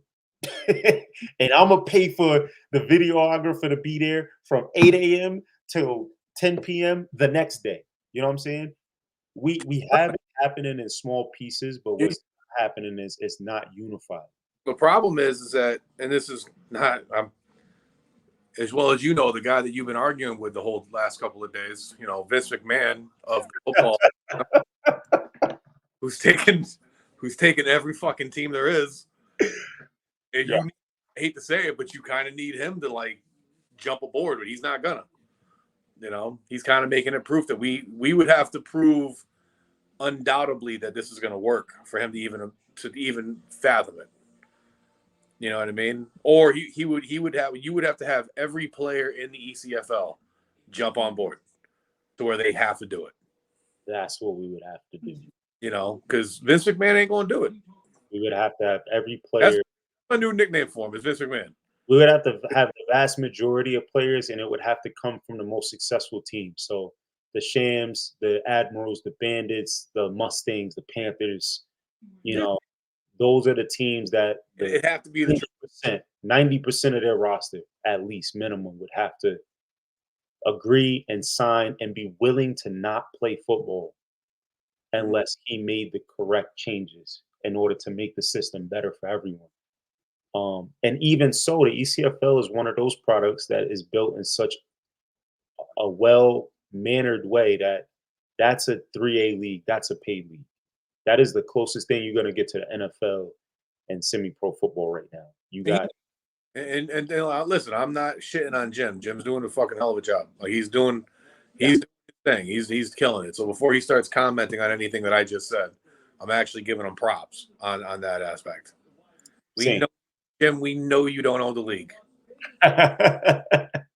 You don't own it, but you fucking run it. All right, God damn it. That man, you run it. You are the face of the league, no matter which way you want to swing it. Definitely. You are Goodell. All right, so that's a lot. I mean, we're 40 minutes over, guys. I'm sorry. Thank everyone for tuning in. We're just gonna have a quick 10-minute conversation about he said Dana White. Shut up, Jim. We're gonna have a quick 10-minute conversation about two of the big games coming up this weekend. We just want to have a quick touch on it because there's some great football about to come your way. I'm very upset that Ramsey dropped off. Really wanted him here for this conversation because it's me and Mike on the Connecticut Falcons playing Ramsey on his New York Patriots. But we just gonna have a quick 10-minute conversation about that game and the Knowles game. And we're probably gonna talk about the Bengals Crusaders game that just passed and maybe see if we can get some comments on the TFL. But listen, this conversation about a players association is not over. I'm going to try to have this show on every week, at least until the end of the ECFL season, which doesn't end until October. So you guys can tune in. I'm probably gonna have to take some weeks off. Mike is gonna need to take some weeks off, and so is Ramsey. Everybody's gonna need time for their family. So I will announce when we don't do the show, but for the main part, we'll try to do this every week, and probably every other show we'll talk about the Players Association. We'll pick up the conversation where we left off. There was a lot of questions, some things that I didn't get to. The honest truth is, I started doing a lot of research, and I went into, the collective bargain agreement, not just of the NFL, but for the NBA, for the MLB, and there is 70 plus articles in that thing. And each article breaks down to subsection after subsection after subsection, making clear of everything. So we could honestly talk about this stuff for hours, and me and Mike do all the time, which is why I invited him on the show because it's great conversations. But at the end of the day, we're trying to figure out a solution because I am very afraid that we're going to lose this level of the sport, and I'm also afraid of the direction it's going. I don't want to see anybody getting hurt at a football game. I bring my son. My son is 3 years old. Mike brings his son, who's 11 years old, to the game. And, some stuff happened the other day, and it scared the life out of Mike because his son was walking towards danger and didn't realize it. And that was at a facility where there was security and it was under control. So when it gets out of control, it's That's terrible for the sport. Nobody wants it. that's the second time he's done it. I mean, remember last year when we got in our the little thing with the Flyers? Right. He was in Right. the middle of that. Walk to that too. Like, So, we're trying to figure out a way to get rid of the bad stuff because as players, we put all our money, all our time, all our energy into this. We love this sport and we're just trying to do what we can to make it that much better. And how freaking cool would it be to see some everyday guys on TV playing football at a high level? It'd be freaking cool. Like if we could make this a reality, it'd be awesome. And it'd be better for everybody. So that's kind of the point. But thank y'all for the show. Now we're just gonna have a quick little conversation. So Mike, well, you're new to the Falcons. I'm But sorry. I just saw who the Giants picked up. Draft. Happy for a second. I'm sorry about that. no, it's no problem. Listen, you're new to the Falcons. I was on the Falcons. It's my third year on the Falcons after moving to Connecticut. We joined the IFA last year. It was a big deal. The IFA had a nice little system where you had the North versus the South, and we played the Patriots during the regular season in the Bronx, and then we played them at home in the semifinals and the playoffs. We beat them both times. The first time we beat them, I think it was by 1 point. And the second time we beat them, it was by 3 points. Now, I will say in the second game, I was beat up bad. That was right after we went to Syracuse and we played the Ithaca Warriors. And I had tore the ligament in my foot. So I was like hurting bad. 2 points. Sorry, Dave. Um, I was hurting bad. I was beat up. My shoulder was still messed up, but I felt good enough to play. And I was just in rhythm. So coach trusted me. He knew I would find the hole. We pulled out some new stuff nobody's seen. And we really did control that game from start to finish. We let off a little bit, but they were balling and they were coming back in that game. I think this year is going to be a lot different. The Patriots have been up and down this year, but I honestly think that we're going to see the best version of them. You know what I'm saying? So I think it's going to be a better version than we've ever seen. And if you look at the scores, they've been so tight that we also have to play better. So And I they're said it was a 2 touchdown victory for the Falcons because I think I know how much we truly have. I don't think anybody really understands how much we truly have. But the Patriots, I went to their game and they got talent, man. So that's kind of like the catch up. That's like the rundown. yeah. What do you think? How do you feel as a new player? I know you've heard about, the rivalry and things like that. Just kind of talk about it. And the other thing is we were supposed to play them at home and then we were supposed to play them at their house. Now we're just playing them at home. So you get to Yeah. go down to SUNY Maritime and play on the water and see Manhattan in the background. How you feel about all I think I played there before years ago. that? So Wow. That's dope. if it's new, then no, I haven't. But No, it's not new. It's been there. all right, so yeah, I think I played it before. It's right on the water, like right on the Hudson. Yep. Okay, yeah, I played there before. I liked it there. I played there with the Connecticut Giants. So Nice. we played, I think It's a beautiful facility. Thank you so much, Dave, for doing that because we need more of that in this level. so. I don't know. I just want to play, man. Like I like 2 weeks off. It sucked. Like and then I know we're playing them, and I know it's kind of the same situation that we had when I first came in and we played the Warhawks. The team that me coming in and everybody was really like, we have to beat them. We have to beat them, and it's the same way now with the Patriots. It adds a little bit more flavor to it because I know Ramsey. Right. That does help. And now this will be my first time going against Ramsey. Granted, I'm not going to be on the other side of the ball. I'm going to be on the offensive line. But, yeah, no, I'm excited for it. I mean, I'm thinking we still pull out the victory, of course, because we're doing really good right now. And, but I'm hoping we have a game. You know, I'm hoping. I mean, I ain't gonna lie to you. I hope the Patriots do come and do bring it because I'd like to get on the field and play more than 4 friggin' plays without the score already being out of hand. Yeah, I mean, you I'm got sure. Yeah, I'm not. I'm not saying the Patriots suck. I'm not saying that. I'm sure it's going to be a good game. I'm sure it's going to be a tight game for a little while. Maybe we pull away at the end or whatever the case may be. But they're at home, so I mean they're probably going to have all their players, from what I understand. yeah, you got the number 5 team going up against the number 9 team. Just brought up the ranking, so there's a lot to this. There's only 3 teams left in the IFA after just the debacle. It was just a lot of egos and all kinds of things, and there was a referee situation that caused the league to kind of fall apart in the North. So we got left with just the South teams, um, and even one of the South teams just didn't show up to play. So there's only 3 teams left, which sucks. But the 3 teams that are left are really good organizations. The Crusaders just they can't find a way to win. I said it before. Great organization. They're one offensive line and one quarterback away from being one of the best teams around. They got a solid defense. They got a really good offense. But if the offense can't stay on the field, the defense can't stop the other team for too long.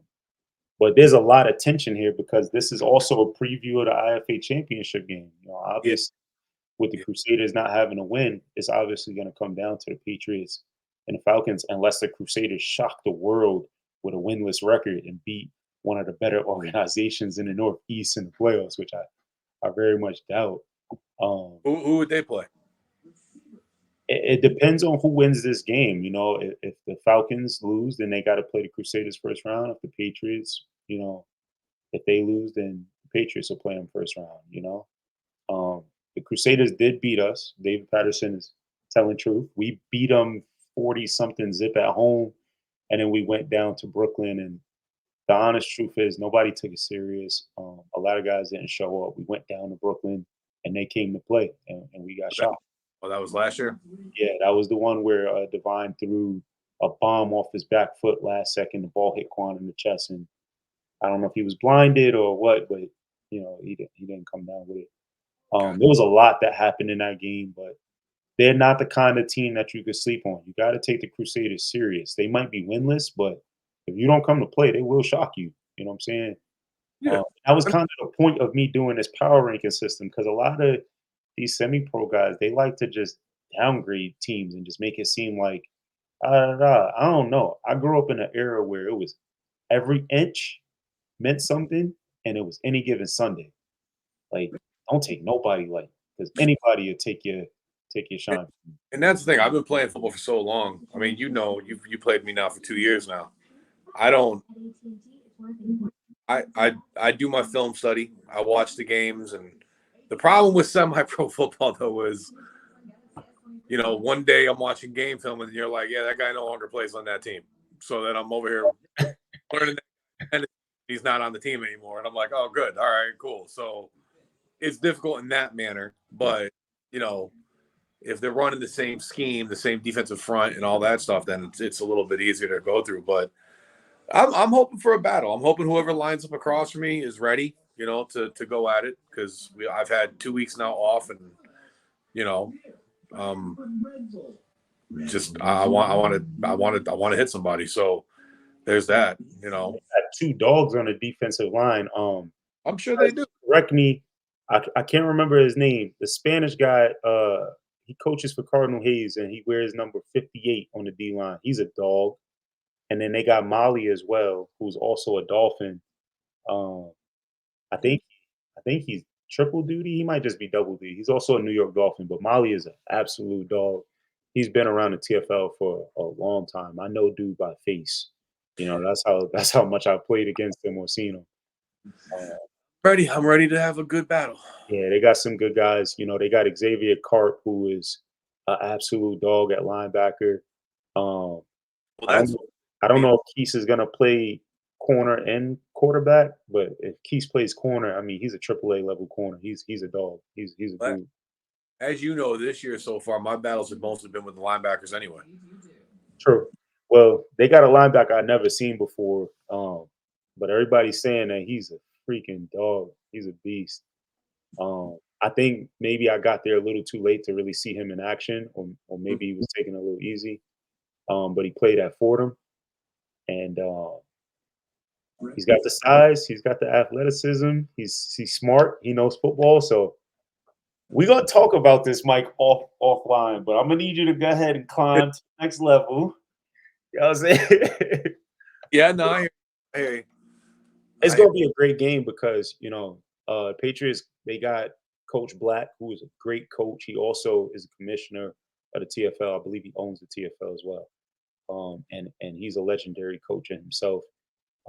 They definitely upped the program a lot, and it shows. They 3-1. You know, um, they only lost to the Ducks, who a lot of the Ducks faithful was really mad at me for moving the Ducks down. And I'm gonna make it simple for you. Anybody who doesn't understand how rankings work, momentum is a thing. You know what I'm saying? So if you lose and the team that you beat was right behind you, even though you beat them, sometimes they get ahead of you because you lost.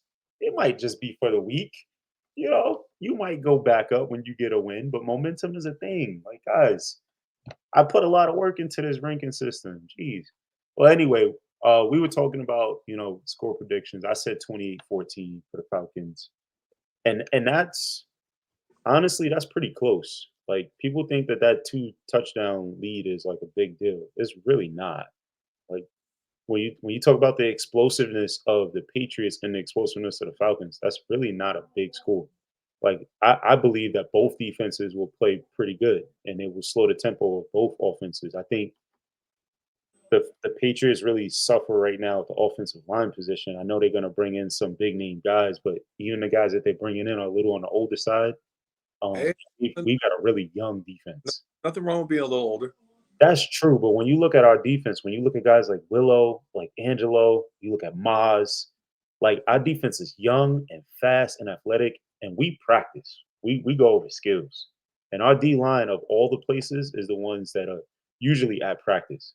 I didn't even talk about Oso, who's a veteran.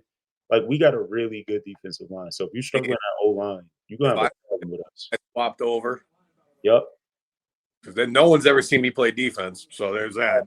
I have. Yeah, no, you have, but you So know, if it gets crazy, no, but we I'm got guys like Mel coming off the bench. Mel is playing on Team USA right now. He's no. coming off the bench. You know what I'm saying? Like, we're loaded. And don't get me wrong, I'm actually very comfortable now at my position where I'm at. Being that I am 41 years old, D line I love it. I miss it. I would love to play it again before I finally hang it up. But with the shoulders and all that stuff, it's easier to go guard or center. Yeah, it's gonna be a great game, man. SUNY Maritime, 2 p.m. on Sunday. Oh, It is supposed to rain. It's like an 80% chance of rain. I Um, mean, to be quite honest with you, more than half our games, have been in the rain. Facts. That's true. We've only had one game not in the rain. This is the first year since so we had 2 years of really good weather where I think we played in one rain game in 2 years. And then this year we played in like 3 games. Rain. I hate it. Oh, I hate it. But 80% chance of rain at 2, 100% chance at 4. So it's definitely going to rain during the I game. mean, as for all the big men out there, they all know it. Be it any climatic weather is fucking great for us. It's going to be a hard hitting game. I tell you that much because the Patriots load that box up, boy. And I know sucks for me as the visor. they love the blitz. So that's going to be a great one. I wish Ramsey was here because Ramsey's score, I think it was 24-23. Yeah, I think he said they were going to beat us by one. Or it was either 24-23 or 27-26. I know it wasn't an even score. No, he definitely said he was beating us by one. Yeah, so Ramsey thinks they can pull it through. I'll be honest, Ramsey is an absolute dog at running back. Oh, He feels my baby in the background. And no, then like, they got some talent. They got some Gators. I keep forgetting number 5's name, but he's a Gator. He's a dog. Number 12 is a receiver. I watch him on TikTok. He works out like an animal. Like, he's an absolute animal. I think Cologne is out there too, playing receiver. I mean, they got a lot of dogs, man. So a lot of talent on that team. gonna be a hell of a game, and people don't really respect the Patriots organization. I know they lost to the Ducks, but the Ducks is on a great run right now. They really are. Really, really powerful team in the TFL right now. Like, at the top of the TFL, I would say the top of the TFL, the top three teams, the Ducks, the Green Wave, and the Eagles could play in the den. I'm not saying that they would have success, but they can play and they would compete. You know what I'm saying? So that's the right now, that's the benchmark. Mhm. So for the Patriots to lose by 3 points to the Ducks, like they right there on that level. You know what I'm saying? They belong in the top 10 of teams right now. So this is a collision course. All right, the last game that we're gonna talk about before we get out of here is the Knowles playing a unit. And I found this nice little graphic of the Knowles. They won 4 straight chips. Um, Yeah. and league, I think out of those 4 chips, they got 2 national championships. And that was up to 2020. I think they also went back in 2021 and lost to the Shamrocks. And I think that was a really close game. They also lost to the Texas Red Raiders, I think. And from what I'm hearing, they didn't have the roster. They didn't have the actual roster. So uh, either way, they were going to national championships, and they've been to a bunch of them, and they have won every league championship that they played in for I don't know how long. And they're going up against a unit who just a year ago was killing the NEAFL. It was in the top 10 in the country in the Sunshine Bowl. And it's a collision course because the unit right now, they're struggling. They need to win. Mhm. Um, if you look, the unit is 2-2. I still got them pretty high at number 12 because I do understand that although they went 0-2 to start the season, they were on a 2-game win streak, and that roster is nasty. Like they got some top tier talent on that team. These are guys that really can play at the next level. A lot of them. They're struggling with quarterback right now. Um, I think there's a different running back. The running back they had last year was a dog. I think they changed up at the running back position. It's not a bad thing. It's just a change up, and the offense isn't quite meshing. But the Mhm. Seminoles is 3-0 already. They beat the Central Penn Hitmen, which was supposed to be the number 2 team. And the only reason they're not is because they lost to the Knowles. Because honestly, if you take the Knowles off their schedule, they're undefeated right now. You know, um, I mean, it's just a great game. And the big thing is the Knowles had a no contest game against the Tide, the Delaware Tide, where I think it was a similar situation. And Delaware, the referees didn't show up for whatever reason. Both teams tried to fix it, but it couldn't get done. Um, so they just kind of missed the game, and that's how they got bumped down because the Garden State Herd is on a roll. Mhm. But listen, if the unit loses this game and they go 2-3, that's tough. That's tough for them because all it takes is for the Delaware Tide to win a game, um, the Owls to win a game. I forgot who the Owls is playing this week. The Owls are playing I think we went over it. the Wolfpack. They're playing the Wilmington Wolfpack. That's a game that they can win. So the Owls win, they're atop of them. The Jackals win, they're atop of them. And the unit fall pretty far down. But when you think about trying to make the playoffs and positioning, the unit are falling into territory where they're going to be on the road and they're going to have to play one of the better teams. Like they're going to have to play the Owls or the Hitmen or potentially the Knowles or the Herd first round in the playoffs. To go from national championship contention a year ago to probably not making it out the first round of the playoffs this year is a tough fall from grace. And if you know anything about the unit and you go to Facebook and you look up the unit, they have probably one of the higher budgets. They're one of the better ran teams. They have a lot of support. They have a really good fan base. So it's gonna be tough. Um, it's gonna be tough if they lose the game. That's football for you, though. Yeah. You know. Role reversal is crazy. Yeah. I mean, hey, any given.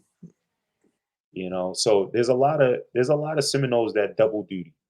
There's a lot of Seminoles that play in the TFL on different teams. There's a Mhm. lot of Seminoles that play in the IFA. Um, there's a lot of Seminoles that play in places that I don't even know about. So Yeah. it's gonna be interesting to see if the Seminoles take this game seriously, because I feel like the unit is going to give it everything they got. You know what I'm saying? That's one of the things about being the top team, the top dog. Every time somebody sees you, they're going to really come at you and try to make a name for themselves.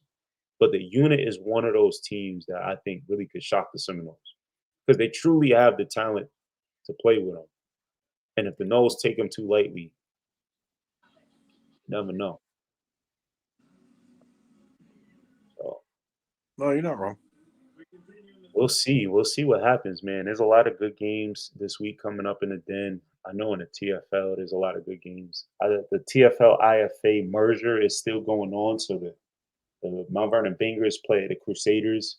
I said it's going to be a blowout. The Bangers got a great team. They got a great roster, so I can't see them not, really putting up points. So unfortunately, I think for the IFA, we got to just bite this bullet this year. Maybe we come back stronger next year. Maybe Patterson can convince some of these top tier teams to come join our league.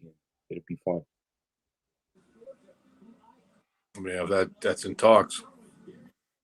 I don't know. Somebody said to me that the IFA was going to fold, and I said, "Do you not understand that the Patriots are the IFA?" I said, "So long as the Patriots exist, the IFA will exist. So it'll rebuild itself." Hey, tell them, just be like Notre Dame, man. Pick your shots. That's all. But all right, man. It was great talking to you. I'm gonna go get some dinner. Everybody, thank you again for coming out. Next week, what I want to do is Tuesday. I'm probably gonna do an interview. So I'm not really gonna expect too many people to pop out on that. It's gonna be midweek. If it's not Tuesday, it'll be probably Wednesday. No, And before practice. they should all be there. Yeah, so I'm gonna try to do an interview. It's likely gonna be David Patterson. Want to have a good conversation with him, but I'm gonna try to do like every other week, bi-weekly. I'm gonna start doing interviews with different players and league owners and things like that. Quick 30-minute interview, ask them a bunch of questions, get their take on things. Gonna be some really interesting people, and then we'll resume the regular show on Friday. I think we're gonna push it back to 8 o'clock from 7 o'clock so that Ramsey can get out of the gym and stuff. Maybe we even push it back to like 8:30 to really give him some time. I don't want to take up anybody's Friday night, so we try to do it as early as possible. But guys, please let me know what y'all think the best time is for the show for everybody to come out and watch and kind of interact with us because we watch the comments. We love the comments. We're paying attention. So we definitely want you guys interacting with us. And next week, we're going to talk about some pretty interesting topics. And I'm not going to really spoil it too much, but I'm going to dive into some of the things that I think could make the game fun, just way more fun and what could be some of the pain points for us and who are some of the teams that are already doing some of these things. You know what I'm saying? So we'll talk about some of those things next week and it's going to be a good one. So appreciate everybody for coming out tonight. And as always, see y'all at the 50. Take care. Take care.